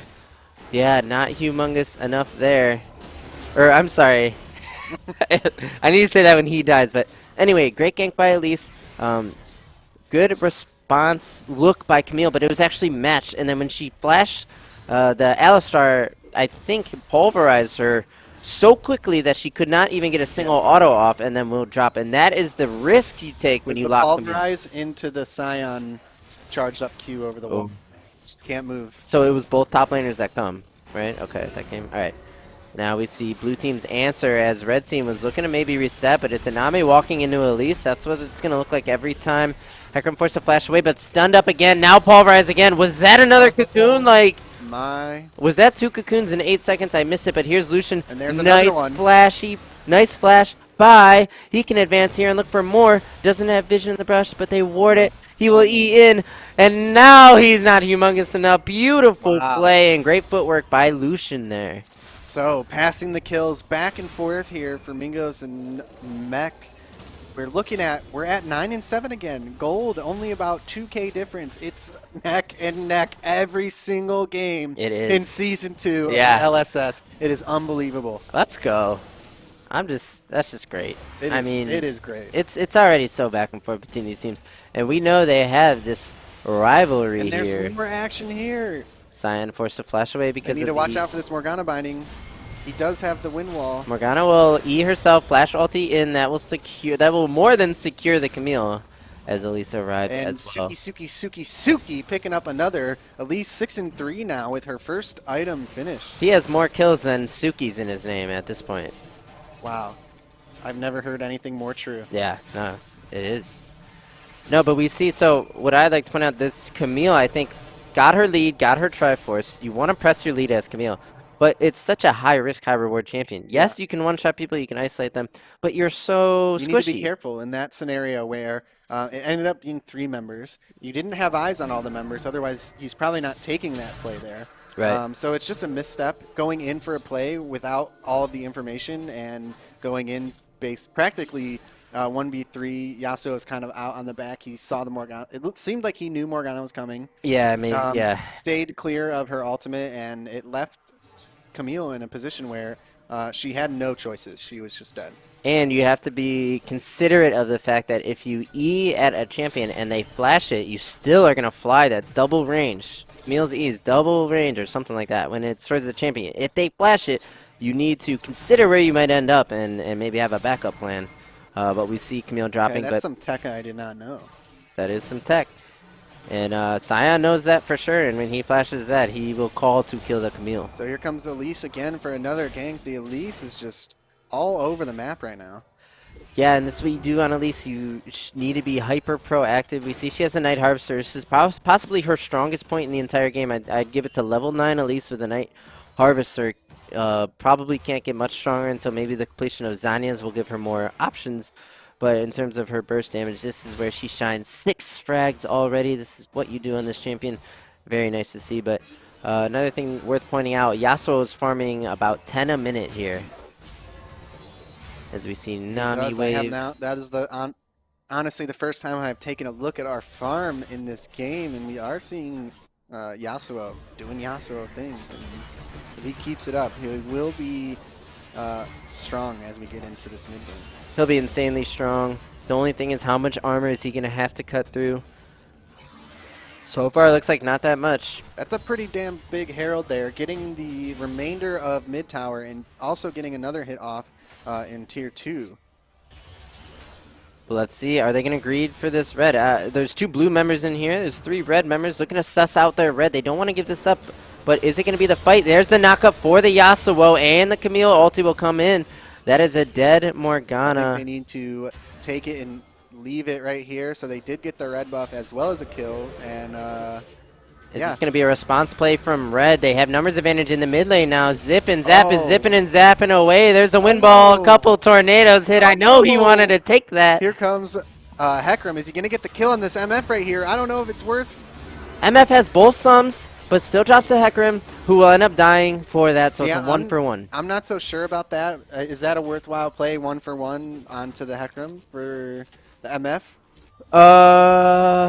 Not that was sure. like, It's hard, looked really like hard to if say. He gets her, and of course he's just in 3 other members. What does he do? Yasuo, no ulti, low on health. He cannot really follow that up. I think if you're against an Elise who...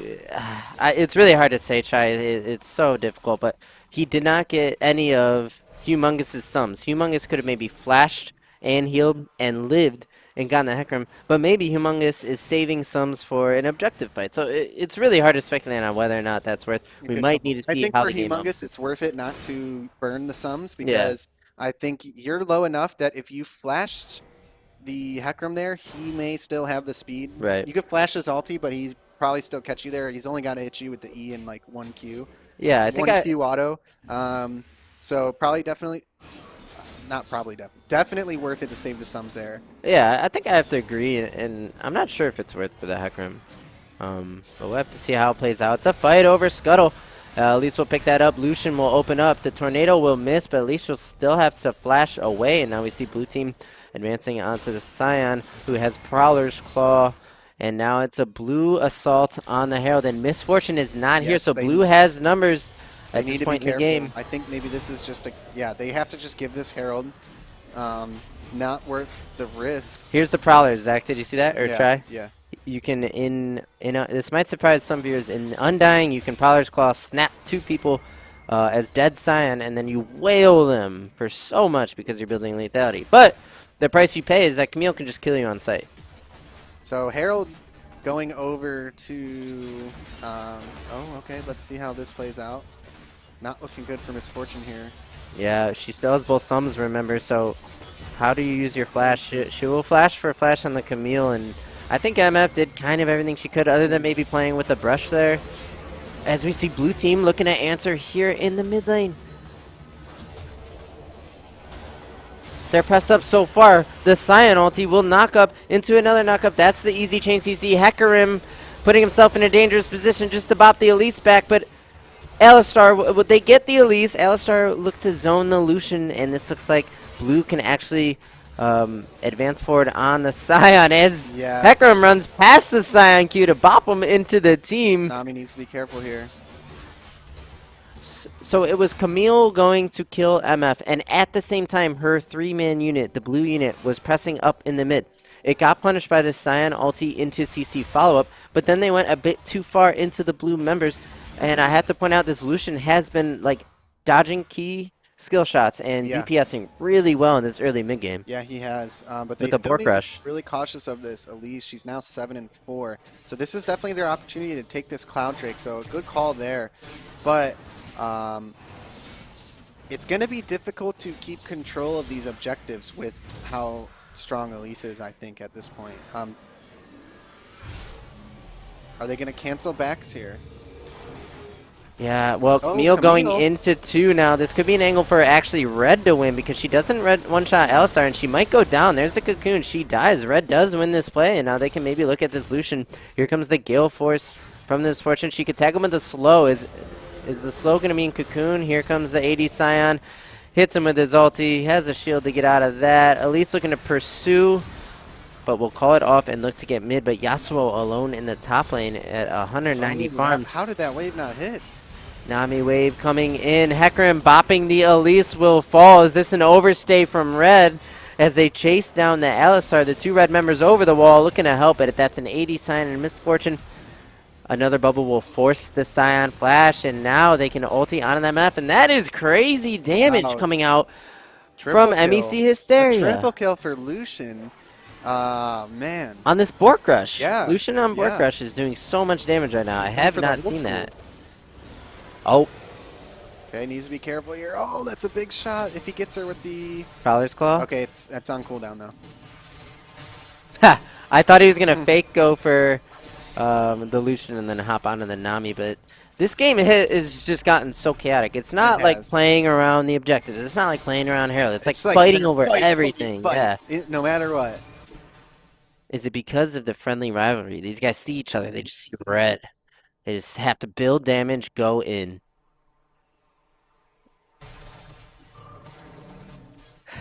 Like Peter Griffin and the chicken in Family Guy. Dude, facts. That was a Holy Boxers Zinger. zinger. Yeah, she's back in the production, giving us audio cues. That's what I was looking for. All right, so let's get back to the action. Let's take a stock here. Try. MEC Hysteria is up 7K, about looking to, I don't know, group in the river.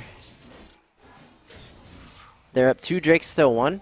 It's going to be a Cloud Soul again Drake's today. not up for another 230, so it's like exactly what you're saying. They're kind of just traveling as a unit here, looking for blood. So here's the Herald drop, and I think the pressure point's gonna be this Yasuo. So blue top wave. Oh, it's a Bush Cheese that gets sussed out. Blue top wave needs to be answered by Morgana, which will leave Yasuo going up the mid lane. The play is actually the Yasuo rushing mid. Once red members know they have to go stop him. Oh my god, that Lucian. Oh, Cocoon hits Lucian. But he's able to get out. I don't know how. Maybe as Mercs, and it's going to be a blue team advance. The Yasuo comes around, kills the Elise, and it's a tower dive. Yasuo double the Lucian cleanup as well. That was a spectacular dive by MEC here. That was just a crazy play, not losing a single member. Is this going to be the ace? Wow, And that that's was a 21-minute ace on a dive, not losing a single member of their team. Let's take another look at that while they take this inhib here. That is definitely worth watching again. A few members have already dropped at this point, so it's all about just the dive. I mean, you have Hecarim, you have Camille, you have these champions that can close so much distance and really just like put their foot down on your neck when they get ahead. Yeah. Oh my god, and are they going for the end right here? They're just rushing in. They want a Dancing Herald. Herald will drop. Red team members are spawning. It's not. Oh my gosh. I don't think it's an end. They need to get rid of the Lucian, who can easily dodge away from the Scion. Cocoon hits. Elise goes for the one shot. The Prowler's Claw from the Scion. The Q will tag. He's looking for the last autos. And the Lucian kites it out. The Scion doesn't even deal the damage yet. Oh my gosh. Oh, Dom Bona on Lucian today. This is the dub. MEC taking the win off of that ace in the bot lane off of a dive. This was a crazy game, Chai. I don't even know what to think, what to say as they finish off the final kills. That's the ace. And MEC Hysteria coming out and just smurfing this game. Wow. I don't even know if it's smurfing. Right, yeah, I don't know. I know what you meant. Yeah. But I don't even know if it's that. I mean, it seemed like these teams were just out for blood, like you said. It was like fight after fight. We couldn't even talk about a play before another play opening up, and I just cannot believe that. It's wild. That is really wild. Tough to like narrate, right? It's tough to say like what was the sequence of events because it's so much back and forth. There's so many things that we like can't even see. The players are. I just think the Lucian movement here and his DPS availability. Credit to Nami. Whenever you see a marksman doing really well, the Nami is quietly probably doing her job, and just the itemization from Mingos to me was really poor. I think they could have stacked armor and gone late and had a much better chance. Yeah. Like Scion, when he came back, if he wasn't going for lethality, it could have been totally different. But it's hard to say. I mean, depending on how you play, like, let's say that's how you play Scion in solo queue. That's what you're used to. I mean, it really does change up the play style, in a sense, the way you play the champion. Yeah. If you build full tank versus lethality. It's not only the Scion building lethality. They needed to slow the game down somehow. And I think maybe, like, you have this piece in Elise that wants to be active early. And she's very ahead, and she's, like, trying to push these plays. And then you have these other pieces, Scion, who we keep saying should just be building armor, going late, and being hard to kill. You have Morgana, who doesn't... She can only deal with a fast-paced game if her team is setting her up and her binding is just getting kills, then okay, great. And it just seemed like a faster game is better for the all-AD team because they need to end before you armor stack, if that makes any sense. Yeah. So we are waiting to get into game 2. Man, like, that game was nice. That game was crazy. These games have been crazy. These games have been nonstop action. Crazy, like... Okay, so the game 1 of the day, we had a crazy turnaround. Yeah. Game 1 of match 2, we have a play that snowballed into a win that was totally unexpected. Did you think that the play there was going to lead into them shoving all the way into base and taking the Nexus towers? I did not. Me neither. I did not even a little bit. What I did see was top wave. There was no neutral to fight over, which made it kind of weird to begin with. But top wave was pushing all the way to turret for red team. Yasuo was bringing up mid wave, and it was Morgana and base that had to deal with top wave and or Yasuo. Yeah. Then it was the 4-man unit of MEC in the bot lane with Herald. So kind of like 5 in a way. Like Herald is something you have to deal with. Now if you can't send the Morgana right away, it's a 4-man. So if Morgana is dealing with a wave even for 2 seconds, then Yasuo leaves, goes bot, and they have a 5v4, and that's all you need for Hecarim Camille. Yeah. For 2 seconds. Wow, man. It's just, what a game.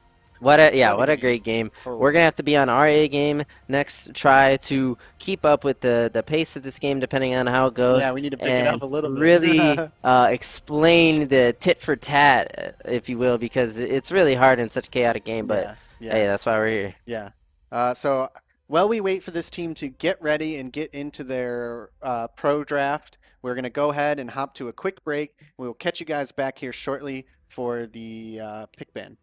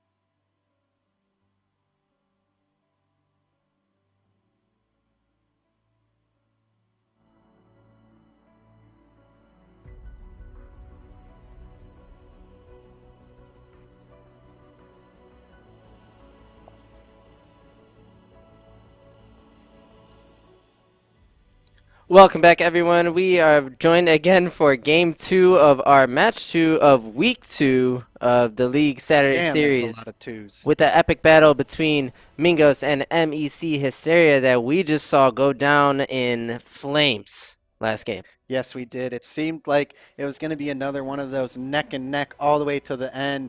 But man, these teams were out for blood. They would not stop fighting. It was like fight here, fight there, fight in the mid lane, fight in the jungle. And as we're trying to recap the plays that just happened, new plays were starting in another area of the map, and it was just nonstop action. Let's see if the teams are going to step back a little bit, slow down the pace of the game, and try and, bring together not so much of a fiesta. Well, it depends on who you are and how you see it. Because if you win the Fiesta, you can call it clean. Yeah, and Maybe. you can fiesta again. Right? And there's one more thing I wanted to say. Peter Piper, pick a pack of pickled peppers. Because we're going to need to be talking so fast this next game if they Good keep point. it up. Okay, what was it? Peter Piper picked a pack of purple peppers. Yeah, see, that's why That was let's close. just try. He Let's was just warming talk up. about He had draft. to do Let's that like just talk about 25 draft. times before we came on for it to come out. I didn't even do it right. All right, we're on to pick band here. We see some common bands. We haven't talked about the patch, the meta, or the bands much because our pick band has been so has been quick. A lot pro of pro drafted. draft. Yeah, Pro a lot of drafted. pro draft. Not it's not nothing wrong, just pro drafted. So Yeah. bands like Pantheon, Olaf, Hecarim. See these red side bands? Get used to those three. That looks pretty good for red side bands. Yeah. Pantheon, Olaf, Hecarim. Another thing to mention. Wait, is this live? Or is that a Vayne top? Whoa. Things are about to get spicy if this is not a live draft. We are seeing... It is live. It looks well. It doesn't look live to me anymore. I think that maybe it's a... Oh, Yeah, so it's not. a So it's counter. Vayne top. It's a Vayne top. Ooh, this game's going to Okay. be crazy. Okay, yeah. So the idea behind Vayne top, it's hard to pull off in on blue side. So their AD could be a mage. Like it could be like Swain Syndra or or- Swain or if they're or Lucian. It could be Lucian. Zip the zap with the Azir. That's something we haven't seen in the LSS, I don't think, at all. And I'm ready. One of my favorite champions. Yeah. I love the idea behind his kit. I think he is great, and I love watching players who really know how to play him display their skills. That's So exactly we'll it, see if he knows yeah. how to play him. Right. What I'm hoping he will. Zip the zap so far looked really great on that Yasuo last game. So let's see if he could pull off this Azir. So this Kaisa pick, that means at one point they had Kaisa and Vayne locked in, and MEC got to pick their last champion, which we don't know exactly what it was. It could have been the Renekton, but you're putting a Renekton into a Vayne lane. That has to be good for Vayne in almost every case. I haven't played the match out, but I would imagine, yes, Renekton can get on you once, but then you win and he can never touch you. Yeah, so what do we think? How do we think this pro draft went? I'm assuming we had maybe the Graves locked in into the Xayah Rakan, and then maybe that's when we saw the Vayne coming out, like Vayne Leona right then and there, and they think the Vayne is well, I don't know. Graves? No, Yeah. because it's Graves and then maybe Kaisa Leona, not Xayah Rakan. Mhm. So it's probably Graves is your first pick because 3 jungles are banned. Graves is next. Then they maybe went. No, I meant, and then MECs probably take Xayah Rakan Oh, off that. okay, Yeah. got you.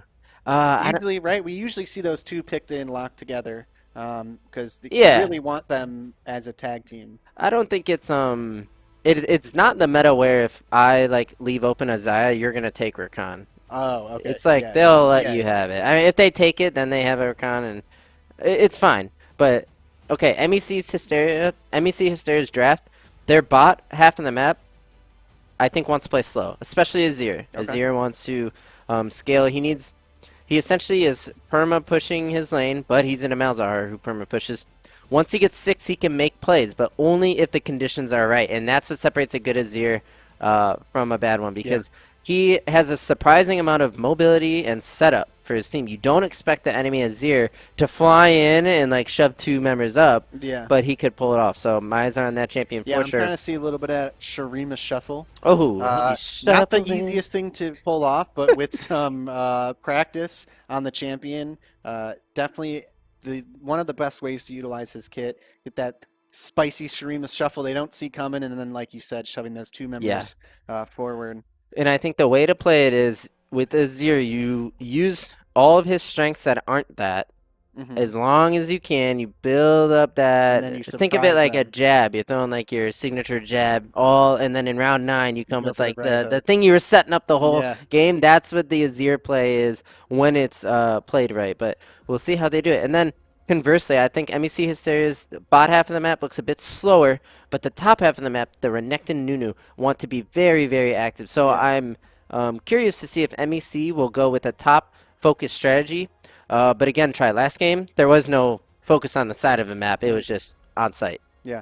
And I like the picks here from Mingos a little better as well. I mean, I think the Malzahar is going to end up being really you look at the CC for the Leona Malzahar onto whatever members, and then you just have Vayne and Kaisa ready to unload. Yeah, I will point out Malzahar deals with not only Azir fairly well. Well, he doesn't deal with Azir well. He deals with Renekton and Xayah extremely well. Renekton cannot dive in when he has that spell shield. Yeah, you can maybe get rid of it and stun him, but the R will counter Renekton fundamentally. And the Xayah is good against like a Morgana binding that she can invuln, but you can't invuln the Malzahar ulti. If that sticks on you, you need another way out. Yeah. Like a QSS. So Malzahar dealing with those two champions. And I'm also worried that Vayne will build full tank. Wait, hold on. Repeat that for me. I'm worried that Vayne is going to build full tank. Why? Because Sion, who should have built full tank, built full tank. Yeah.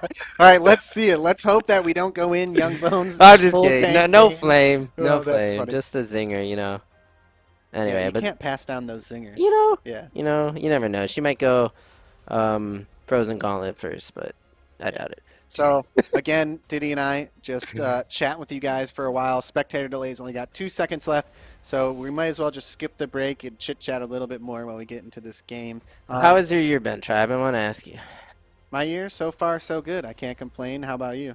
Pretty good. I mean, ranked season started yesterday, so it's like a holiday for us. Yep. I got my 10 games in, and I'm trying to get 10 more in a day later. Hell yeah. That's what I'm talking about. I've been on some World of Warcraft, a little bit more like sit-back dad type of chilling game, I don't have to be up at my monitor like this. I can just, now when I play WoW, I get like this, do a little gaming. Oh, okay. And then, hey, but you know what? The greatest addition to WoW, when you're on for let's say you're on for an hour, it pops up the little window that says posture check. Oh, true. Oh, I have a tip. I'm going to share this with everyone. If you need to correct your posture and you're gaming, you can take a big deep breath with your chest, and that's a good start. Yes. So for everyone out there, posture is very important. Diddy shared that with me yesterday, and it definitely does work. Nice deep breath. And as a 26-year-old gamer who still tries, I deal with We're issues. older than we look. I deal with issues, guys. They're real. They're coming for you too. We're all human. All right, we are loading into game here, and I am excited. All right. Get your tongue twisters ready. Peter Piper picked a pack of pickled peppers. That was pretty good. That was pretty How much good. wood could a wood chop? Wood chop. All right. You're trash. Hey, we tried. You're garbage. Can we mute Trifolge, Yeah, please? I've been officially kicked off now. All right, it's game time. Okay, now we're back, and All right, so Try is back. Okay, I Try. have one more chance before I'm fired.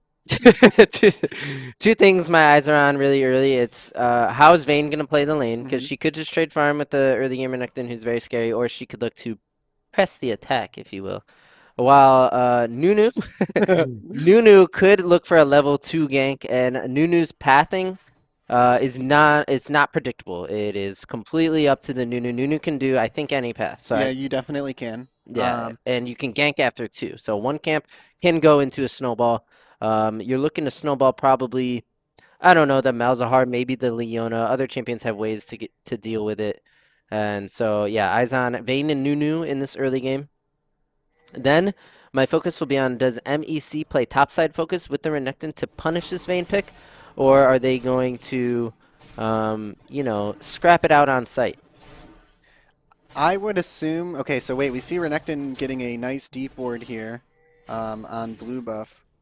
Yep, now this tells them Graves is red start, right? And now you can kind of predict Graves' path because he's probably going to full bottom to top, but he's also skipping his Krug. So notice pattern here and try. When you have a power farm jungler that likes to full clear, but they're against a gank-heavy jungler like Elise or Nunu, they'll skip Krug so that they can get onto the map and be in the river for that top crab before the gank jungler. Hold on, I beats wasn't them. looking for a second, and I heard a flash. So Kaisa just flashed right there for some reason. Maybe a misclick. But when I was looking at, when we were talking right Yeah, there, I I didn't heard even the hear it. flash noise go off in the headset. Dude, that is good. Okay, so awareness. I wonder if that was a mistake or I missed something where she. I mean, I can't think of a reason why she would flash there. You know, Humongous, just showing off his prowess. Mr. Mungus, yeah. Yeah, Maybe Mr. he's Mungus. just, you know, flexing. He says, last game went one way, this one's going differently, and I have such a humongous confidence that I'm going to flash level 1. I think you're onto something, Try. And look at this. This is out of control trading in the bot lane already. He backed up, he had one more auto for the 5th proc, and it would have been a kill. But then you're walking into a Leona. You got to consider sums, Try. These players no, are... for Kaisa there. I know, but it would have been into a heal. Rakan still has both sums. When you think you're going to get a kill in bot lane and you overstep even slightly, you're going into sums and possibly a minion wave that could turn it. I've seen crazier things happen, so I don't blame Humongous. And he has no flash, remember, for some reason. Yeah, good point. Oh, Leona Forgot with a about the nice flash. E will lock down the Xayah, and that's... wait, first blood in the top lane, but we know a kill's going to happen here. So Humongous will take out the Rakan here, double? but no flash. It doesn't matter. But Dombone looking to cut the Leona. The stun comes in. The autos from the Leona. Give the kill to the flash from Leona. We'll take the kill. Renekton with the TP back. You have Graves and Vayne. 2 ranged marksmen here. Is this diveable? No one can tank that, so it looks tricky. If anyone gets stunned with aggro, they will die. So Graves will continue on the top side. I lost track of Nunu during all of this. It looks like he He's coming recalled. out of base, yeah. Now, So let's take a quick look at this play again here in the bot lane. Like you said, the first blood going over to Vayne, so yeah, and it's just Rakan is looking to stall the Kaisa while the Leona is on his own AD, right? Supports do this all the time. But Leona wisely held the stun and stunned the Rakan that had 4 of Kaisa's stacks on him so that Kaisa could just kill the Rakan. Now it's a 1 for 0, and they win the 2v2. It shows the power of the Leona in these 2v2s. Leona is such a facilitator in these games. It's out Leona, of control. I mean, I just ban that champion when I play solo queue because my bot lane's into her, Yep. and then it comes into the rest of the game, bot lane ahead, and Leona is just a force to be reckoned with. So that's Malzahar flash. Great gank by Nunu, but we missed. Nunu died. Nunu died to Vayne. And that is crazy. This looks We did like... miss that. We're missing a lot of stuff going on here. Again, we kept saying it. We had to be on our toes this game. It's a tower dive by Dom right here. The red team, they're going to be able to get Humongous, but at what cost? Members dropping under turret. That's a Graves pickup here. I don't know if that's what you wanted for MEC. Kaisa got one as well. This is another game. It's just looking like a hectic, crazy battle from the beginning. We're only 5 minutes in, and Mingos is up 6-1 and almost, well, about 2K gold. I mean... This looks like a Mingos win try. I know it's early, but you got to think with these leads, the Vayne, that's 2-0. She only still has her Dorns. I think she's still pressuring, and that is that? Okay, it's just those 2 in the top lane. We see Nunu has returned to body. He's pathing his way top.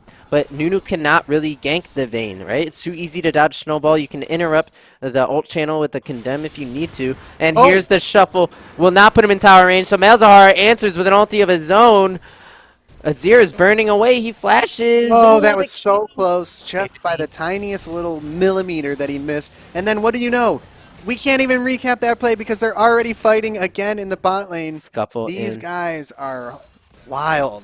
Yeah, definitely wild. We see the Nunu passing by mid. We'll get a support TP just for tempo for Azir. Azir completing his lost chapter as opposed to Malzahar on just the Phoenix Codex. This should give Azir priority to the lane until Malzahar gets another recall in. But with no TP, you can punish that recall and actually look for a neutral or something else. Yeah, and we see Vayne finally got that base off, making her way back to top lane. Malzahar making his way back to mid, but no TP, so Azir is going to get the shove in and take a little bit of that CS away from Malzahar. And Azir could get 2 plates here, which means he can complete his Leandries, I think it'll be, far quicker than the Malzahar, who's on Amptome plus Fiendish Codex. So we're getting ready to see a big mid gap. It's up to Zip the Zap if he can carry this game, because he might be the only one with an advantage on his team as we crux 10 minutes or so. Well, 8 minutes coming up. And now look, bot, red wave is pushing in. They want to kill this entire blue wave and get the wave under turret, but they're looking at lethal here with this Leona. She lands one ability. Here comes the Hex Flash. Who's she going to go on? Nice.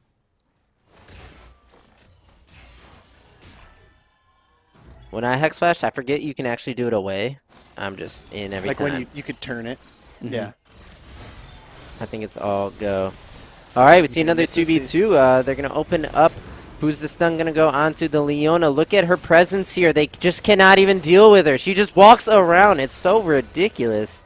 Kaisa returning damage. There's the Leona. We'll Gib onto the Rakan. Rakan will get the heal from the Xayah, who will now turn on a Kaisa, who has, I believe, no tools to get away. Will just walk under turret. Leona in a compromised position, but could probably just walk into the river. She's just too tanky, so she's fine. Unfortunately for Xayah, Kaisa had dodged both of her E casts there, not getting stunned and only getting hit by maybe even only 1 feather, limiting the damage. So that could have been a totally different play if that first E proc had stunned the Kaisa. But, you know, still a pretty close fight. Here we see the mid game. Let's see if Azir can aggressively push his advantage. Look at the mana on the Malzahar. What is he going to do? He actually needs a reset from his Graves at this point. We see Renekton will get a stun on the Vayne, but if that is the best you can do in this lane, and that is not enough. Oh. So Malzahar being low on mana should call the Graves to come kill the wave, force the Azir under turn, and get Malzahar a reset. If Malzahar doesn't get a reset from his jungler, he's going to be in a terrible position on this next blue wave, because Azir can kill that quickly, putting Malzahar under a ton of pressure. Here comes the Nunu Snowball. He's looking for the Kaisa, goes right by the Leona, who will use him to get out. And it's just so tanky. Aftershock and W. It's too much. You can never kill that champion. I'm not going to lie. That's a clean getaway here by... Oh, the shuffle under the turret. Here's the Graves. We'll take 2 tower shots. And now it's all about the wave. Can they get the red wave in? Beautiful look by Zip the Zap. He zipped in, and he almost zapped the Graves. What a manly play, by the way. Wait a second. We see a tower dive. It's 2v2. The charm comes in. The Xayah ulti comes in. It looks like the damage will be there this time as they take down Mr. Mungus in the bot lane. It's just the Leona running away. She has to die here, right, Tri? Come on. Yeah. Is Leona going to die? She have the E. And they're just going to hold hands, walk around. The little support tango there. Kisses in the brush. A little bit of B emojis. I mean, I clipped a play. Literally can't even remember what it was because we had 3 fights happening before I even had a chance to bring it up. So let's take a look here. Oh,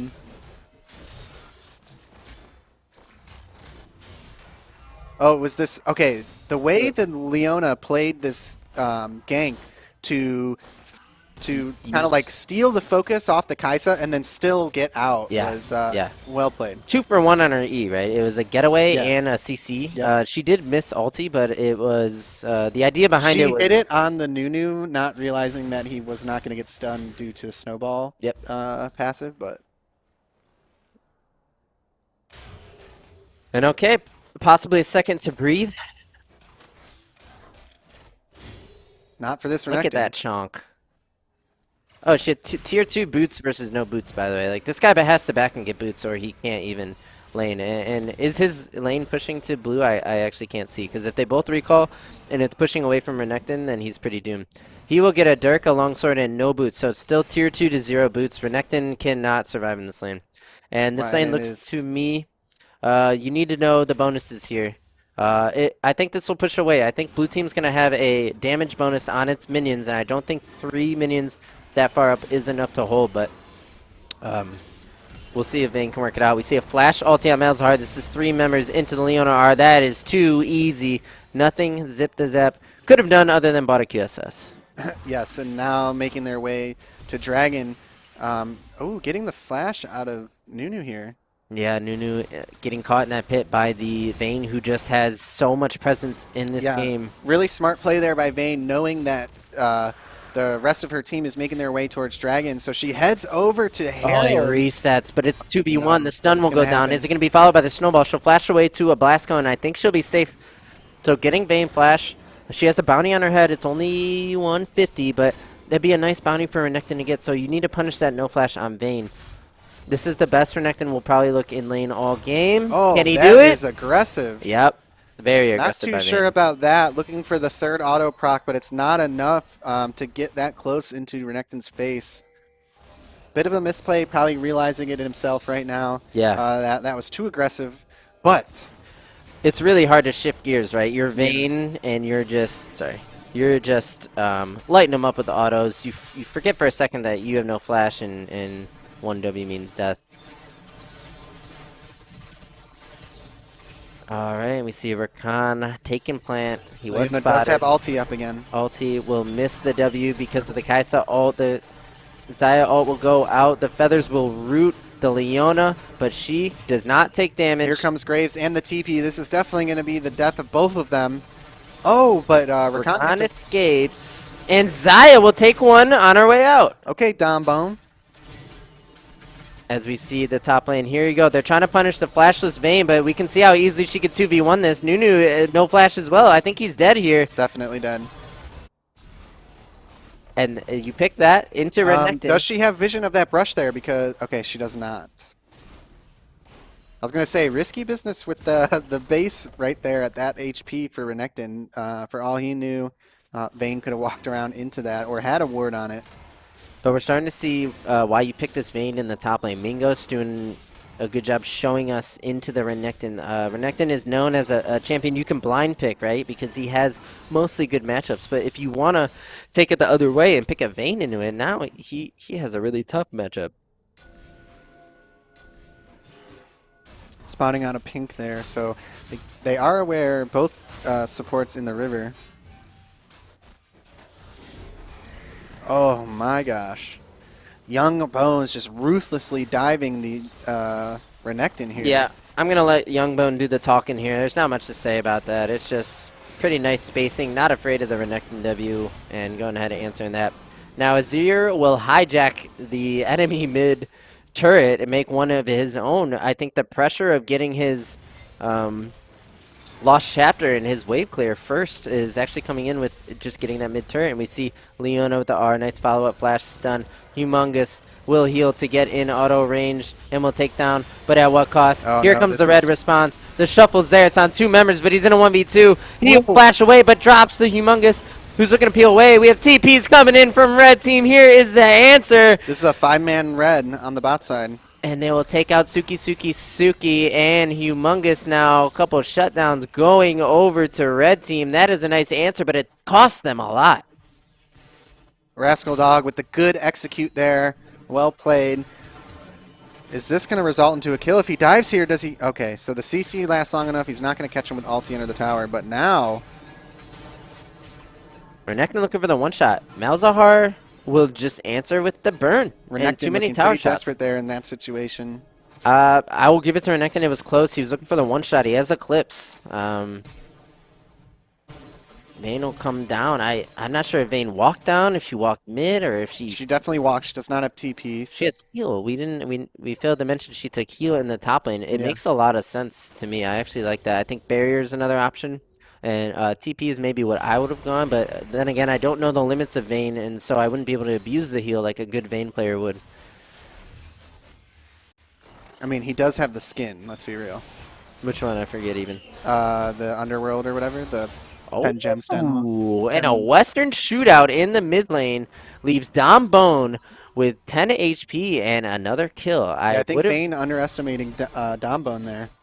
You need to take into consideration the feather damage when you're fighting against Xayah, and I think she got a lot of damage from the feathers. But now we see possible jungle Diffie here coming out. Look at those crits from the Graves. Misses ulti. And Azir looking to answer, but I think Graves is actually fine in that situation. We have another 2v2 in the bot lane. I'm going to say this goes to the Leona lane. Wait a second, it's a Renekton with the Rakan down here. What is even going on? Leona goes on in the Renekton. He's going to look to double hop on a Humongous, but the Leona ulti is there to CC him up and stun him. And Leona is the bruiser here, I swear to God. You know what we missed? What happened in the mid lane was Battle of the Bones. Yeah? Yeah, Young Bones versus Dom Bones. Oh, true. Which team has the bigger bone, guys? Well, Humongous, I think, answered that for you in his, not only his name, but in his play. But the Xayah is an assassin this game. But we'll drop to the Leona. Meanwhile, oh, Renekton could not get a heal. That would have been a nice War drinker situation. He went Eclipse. All the meanwhile, Graves just casually taking Fire Drake here. Yep, Man. Graves, I will say, Graves and Malzahar, despite the chaos in this game, have been sticking to their champion identities fairly well. Yes, both doing really well. 2-1 Graves, 3-0 Graves is up like 50 Malzahar. farm. Nunu forced to flash. The threat of the dive is too great. And now anywhere where Malzahar floats around, you can expect his R is just one target dead. So if QSSs don't come in pretty soon here for MEC Hysteria, like right here, they could just ult the Rakan, and Rakan will probably drop now. Oh, Young Bones is just on a rampage. There's man nothing does Nunu so can much do damage. to deal with Vayne. Yeah. And is this going 3 games? What? Is this going to go 3 games? From the looks of it, right now, it looks like we're going to be going to Game 3. Renekton I don't want to jumped in. speak too soon because we have seen some crazy turnarounds so far in Season 2 of the LFS. But 19-9, up 6K gold, almost 5K gold. I mean, it's looking really good for Mingos here. This Vayne is ahead. Malzahar's ahead. Graves is ahead. Graves is almost ahead 50 farm right now. And you know what? Surprisingly enough, the biggest gap from Mingos and MEC is in the mid jungle. The top lane, Renekton, got to give him credit when you look at his scoreline here. He's only down about 7 CS, and his he has 3 kills for his 4 deaths. It's not like he's getting giga stomped in lane. We saw he was taking some awful trades, but he's managed to skirmish well on this champion.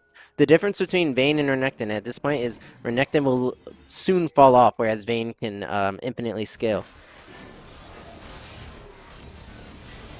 And it's a Herald take for blue team. Check members. Everybody's in mid lane running to this, but it's going to go to blue. They're going to look for a pick, possibly. Malzahar, no flash. That could be the target. Rakan. Wise this time jumps away from the Malzahar, who's looking for an ulti. What's Mal's ulti called? You're asking the wrong guy. I thought that'd be Maelstrom. I don't know. I've played him a bit and maybe like 50 games on him at some point in my career, but you know, I still just call it Malzahar. Yoshi knows, and he might be in chat. Yoshi knows all the names.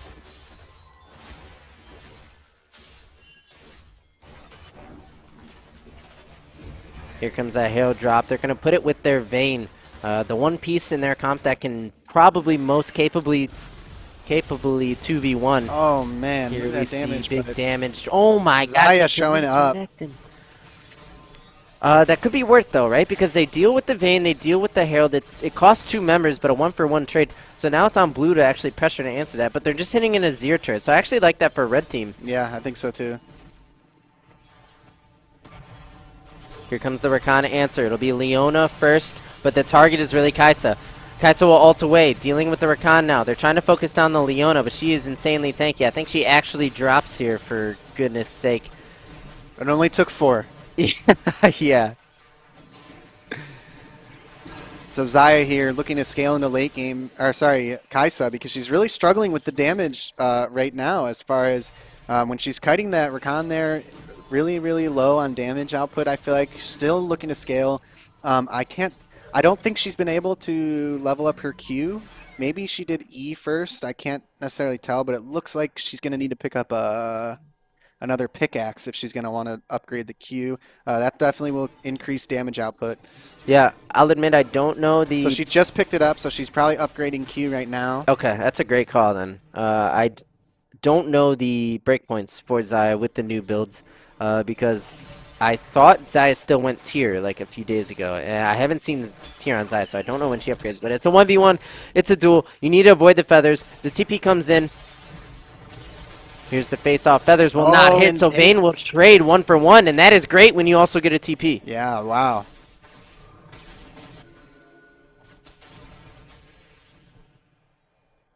And it is back and forth. We see Again, Mingos. yeah, it's just fight. These guys love the action.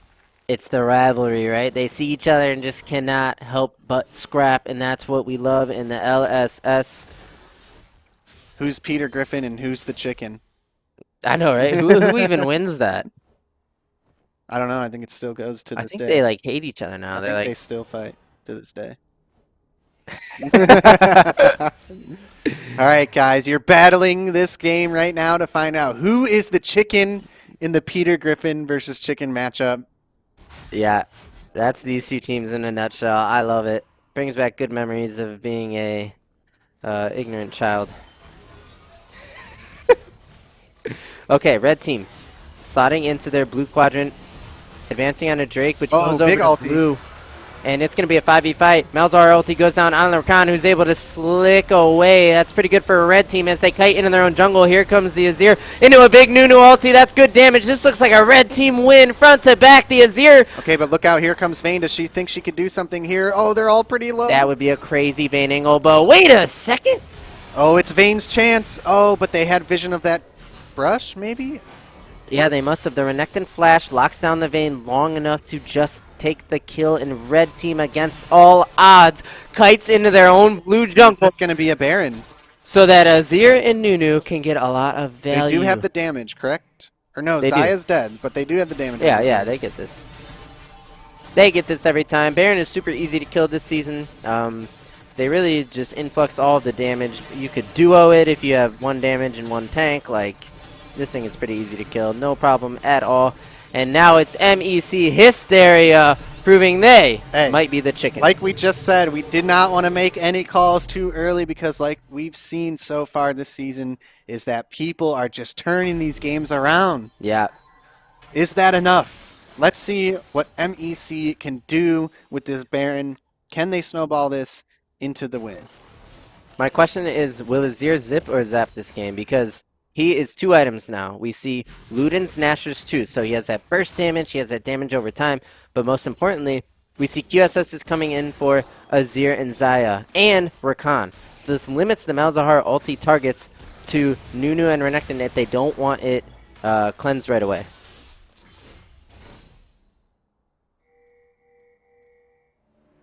And you know it's a good question for the skill level we're at, Tri. Do these QSSs really turn the tides of the game? I'm going to go ahead and say yes, they do. The fact that all 3 members, including the support, picked up the QSS means that they know it's important. They need to avoid the lockdown from the Leona to get the setup, especially the Rakan. So I think it's the right call, and I think we are going to see that purchase pay off. We see a 5 mid here. Here comes the Malzahar ulti. It's on to the Renekton, who will ulti away. A few red members getting away low, but they will take out Graves. It's Xayah going in and picking that one up. And it looks like red advancing on a Leona, but Kaisa somehow killing Renekton. Must have sniped him with a W or something. I think so. So now we have the double ADC 2v4 here. Well, they have Baron on this mid inhibitor tower. They need Malzahar to come wave clear this. These 2 marksmen cannot deal with this wave without just dying. Let's see what they do. They try, and they will die. As Vayne with an angle onto the Xayah. Now she has to kite. She's in the middle of 3 members. Can she do it? Young Bones. As long as she avoids that Azir. Malzahar is here to deal with the wave now. So blue can actually... So saving the inhib there. Yeah. That's great. Yeah.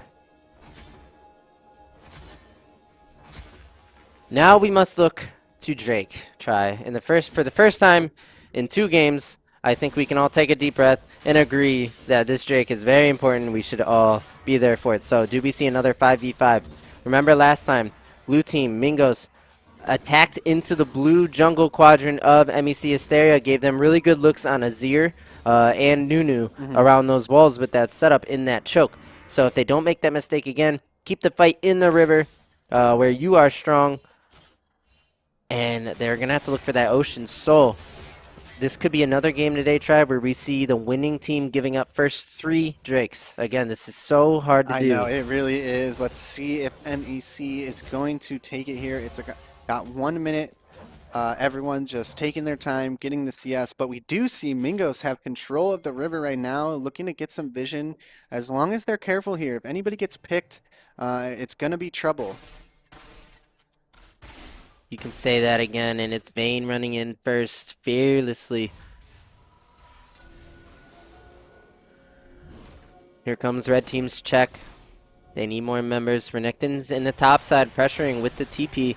So this could result in top lane turret because only Malzahar can match with the TP of his own. He could wave clear that.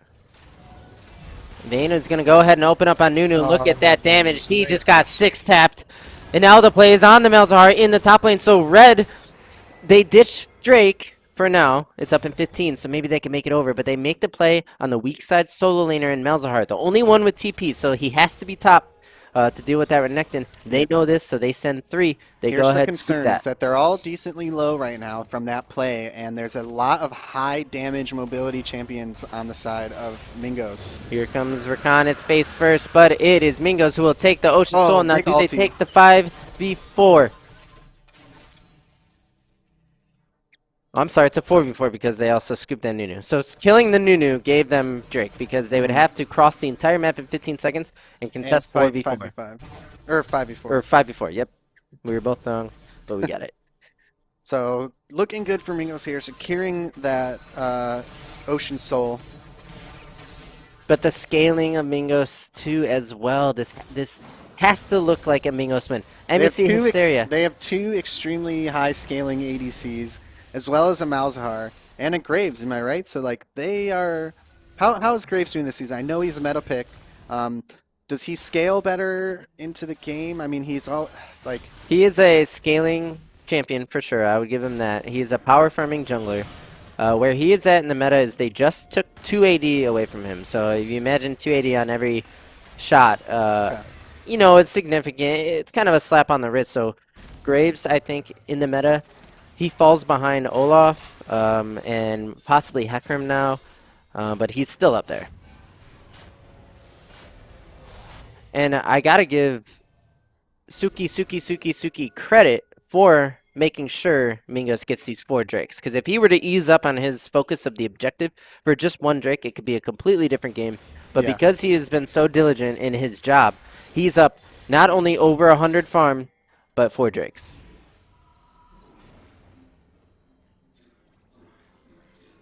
So I'm just trying to inspect this game here. We have 10 seconds up for Baron. 4 minutes for Elder Dragon. Malzahar ulti will go down on a Rakan who has a QSS. I wonder if Malzahar didn't consider that, but here's the shuffle. Gonna bop the AD up into the air. I can't see where he went, but he is down. And now we have a full-on fight. It's red versus blue in the mid lane. Who's the target? Leona will drop. It's 4v3. We see red members zip the zap on the Azir, doing so much damage on the Pursue. He's going to send soldiers in and look for the quadra kill. And that's going to be MEC Hysteria taking control of this game despite the Ocean Soul. So I think they're going for the end here rather than Baron. What are the timers? Timers are 30 seconds. That's an end. And Inhib already open. It is going to be an end. After all that, it's 1 fight. We got to see that again because it was so messy how it went down. It was so fast. It started with a Malzahar ulti on a QSS target try. I think you're right. That came through clutch. Wow. MEC winning both games off of 1 fight. At the drop of a dime. At the drop of a dime. Down 4 Drakes, Ocean Soul. Oh my gosh. What a game. MEC coming in. I love the rivalry these 2 teams had. If I'm not mistaken, Ming... How many times have these 2 teams been matched up against each other? I'm looking at at the team. My guess is... Never. Dude. Never in I can't wait to see some more. Yeah, same. Oh my gosh. These 2 teams... Man, what a game. You can tell they were rivals by the way they scrapped. And one thing to point out about this game, they were scrapping.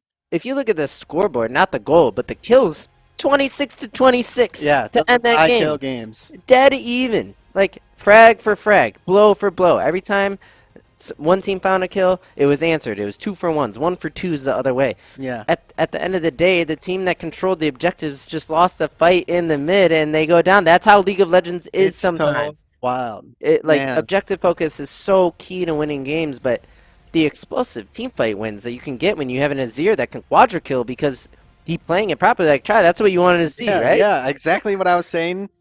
We saw that 6 Sarima shuffle at the end through, I mean, I think it was the Vayne. He bought the he Vayne up. bought the Vayne was vein like out, up he in the air. insta-died, and Yeah, the fight was over after I that. I think mean, they so. didn't have enough damage. The Vayne was a extremely important damage output for their team, and Dude, I cannot believe it ended up being the Azir with a beautiful shuffle onto the Vayne, followed by a quadra kill to just end the game. yeah, yeah, The MEC Hysteria just end games, I guess, out of nowhere. So if yeah, I'm prepping against this team, I'm like, guys, watch out for the play where they end the game. yeah. Seriously, I mean, so far they've done it twice, and Yeah, you know, they're making the right decisions when they make these plays happen because if that were me, I mean maybe my reaction there had been it's a free Baron and then the game is not over. So they know what choices need to be made right. when they take these advantages through team fights and closing games out fairly easily with those plays. Like you said, neck and neck, neck and Neck neck and the neck, whole yeah. game. Kill for kill, that is Xenos for taking sure. all the objectives. What a turnaround. And we see the standings now. You can see MEC Hysteria jumping up to tied for third now. We have a four-way tie for third. Remember, Cleveland State University Esports will be facing off against York tomorrow, and that'll be a big game.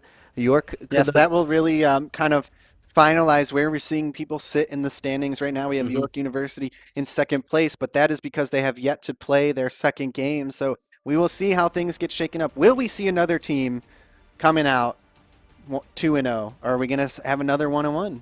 I think the latter would be extremely interesting because then you would have one team at 2-0, one team at 0-2, and then a six-way tie for what would be second place, which would be extremely interesting. And I love early season league results. Me too. It's like in that everyone way. kind of, we're coming right out of preseason. It's Right. So season 2 of the LSS practically starting 1 week before season 11 start date for League of Legends. What better And way to start your year than getting on top of the we're really going to leaderboard? see things getting shaken up Woo! over the next remaining weeks we have here at the LSS. I'm more than excited. I cannot wait to be back here next week for some epic matchups. I don't know who is playing yet, but I could tell all 8 of these teams They're going to be good are games. ready to go, Yes, yes. and they're going to be great games. So we are going to go ahead and pass you guys over to a quick break. We're going to be back shortly with an interview and a few more things to close out the day. So stay in your seats and we'll see you shortly.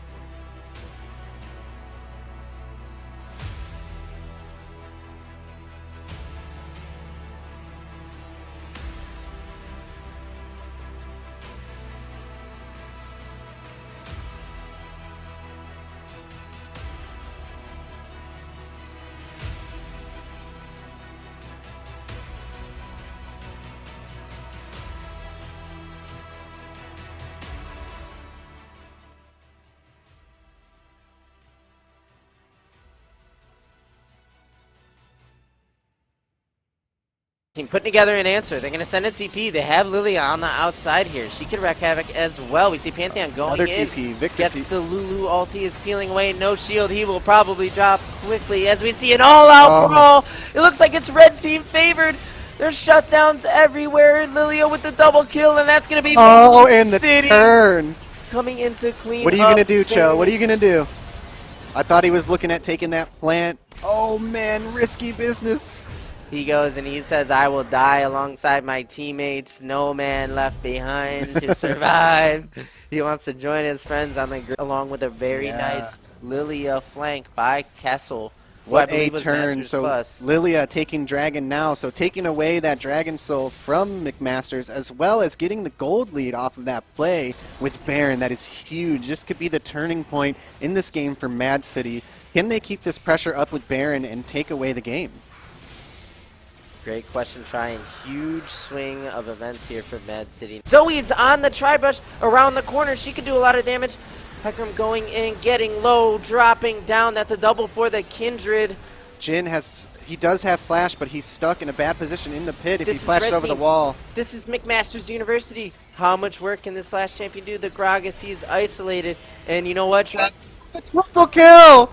What on earth? That must have been a double kill on the barrel on his way out. We gotta watch this again. Yeah, let's take a look at that again. Okay, so the one thing I missed was Cho'Gath came around.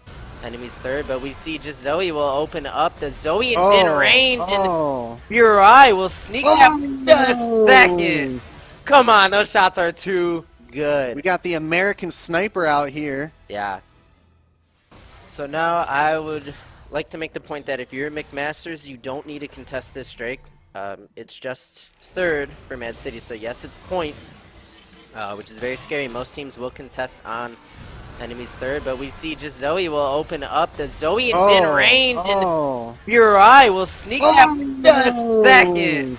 Come on, those shots are too good. We got the American sniper out here. Yeah. Taking down two members. If you didn't notice, let's take a look while they work on this Baron. So watch, he curves this third shot around the Zillion Red Star. That's what I was going to say.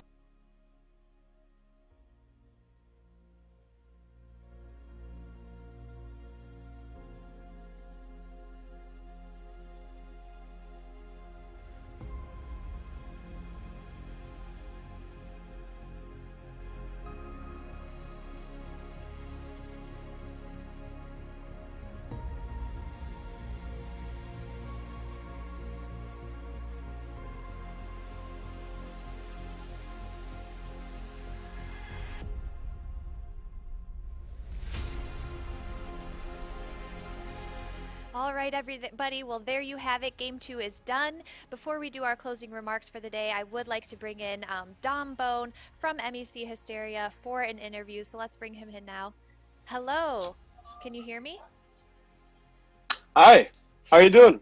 Good. How are you? Thank you for coming in. Congratulations on your win.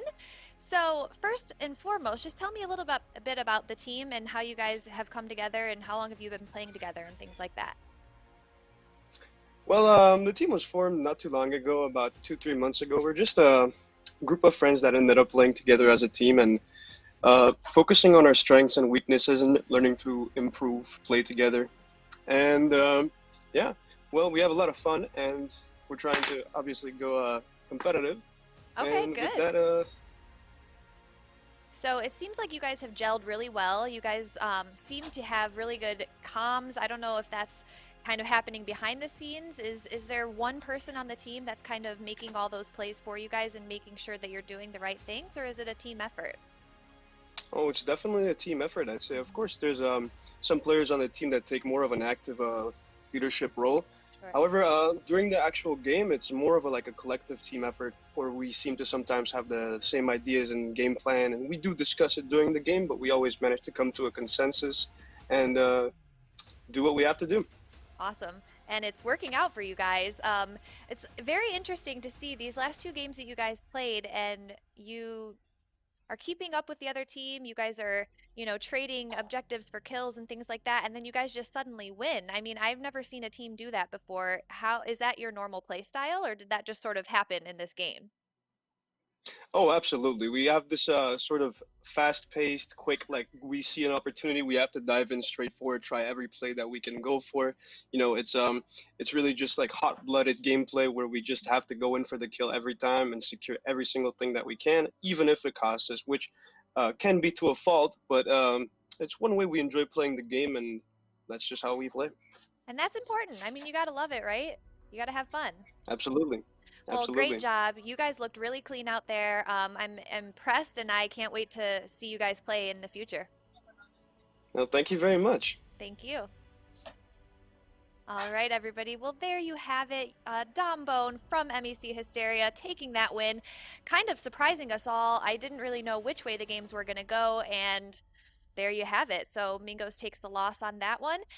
Here are our updated standings. Remember that Cleveland State University Esports and York University Esports will be playing off stream tomorrow, so we'll have updated standings fully. Every team have played both of their games next week.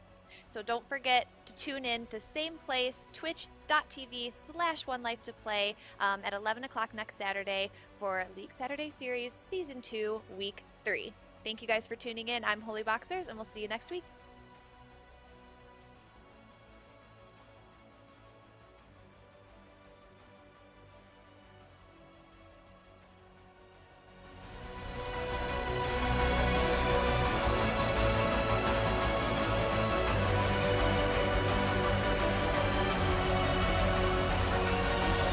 It's like right as Pantheon ulted in for the back line, the rest of Mad City could not push up because Maokai sent the ult in their path. The counter engage was too strong.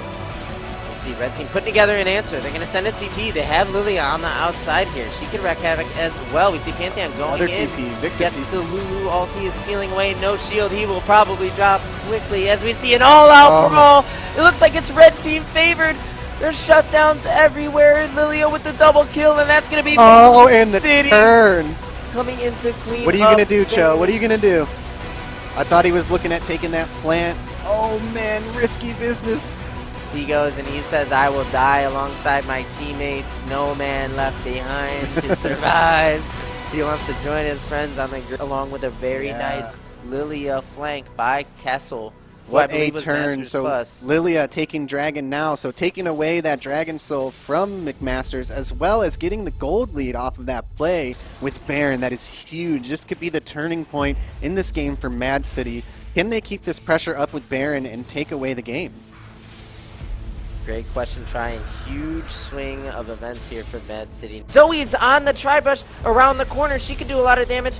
Hecarim going in, getting low, dropping down. That's a double for the Kindred. Jin does have flash, but he's stuck in a bad position in the pit if he flashes over the wall. This is McMaster's University. How much work can this last champion do? The Gragas, he's isolated. And you know what? The triple kill! What on earth? That must have been a double kill on the barrel on his way out. We gotta watch this again. Yeah, let's take a look at that again. Okay, so the one thing I missed was Cho'Gath came around. Enemy's third, but we see just Zoe will open up. The Zoe in mid-range, and Burai will sneak up just second. Come on, those shots are too good. We got the American sniper out here. Yeah. So now I would like to make the point that if you're McMasters, you don't need to contest this Drake. It's just third for Mad City, so yes, it's a point, which is very scary. Most teams will contest on enemy's third, but we see just Zoe will open up. The Zoe in mid-range, and Burai will sneak up just second.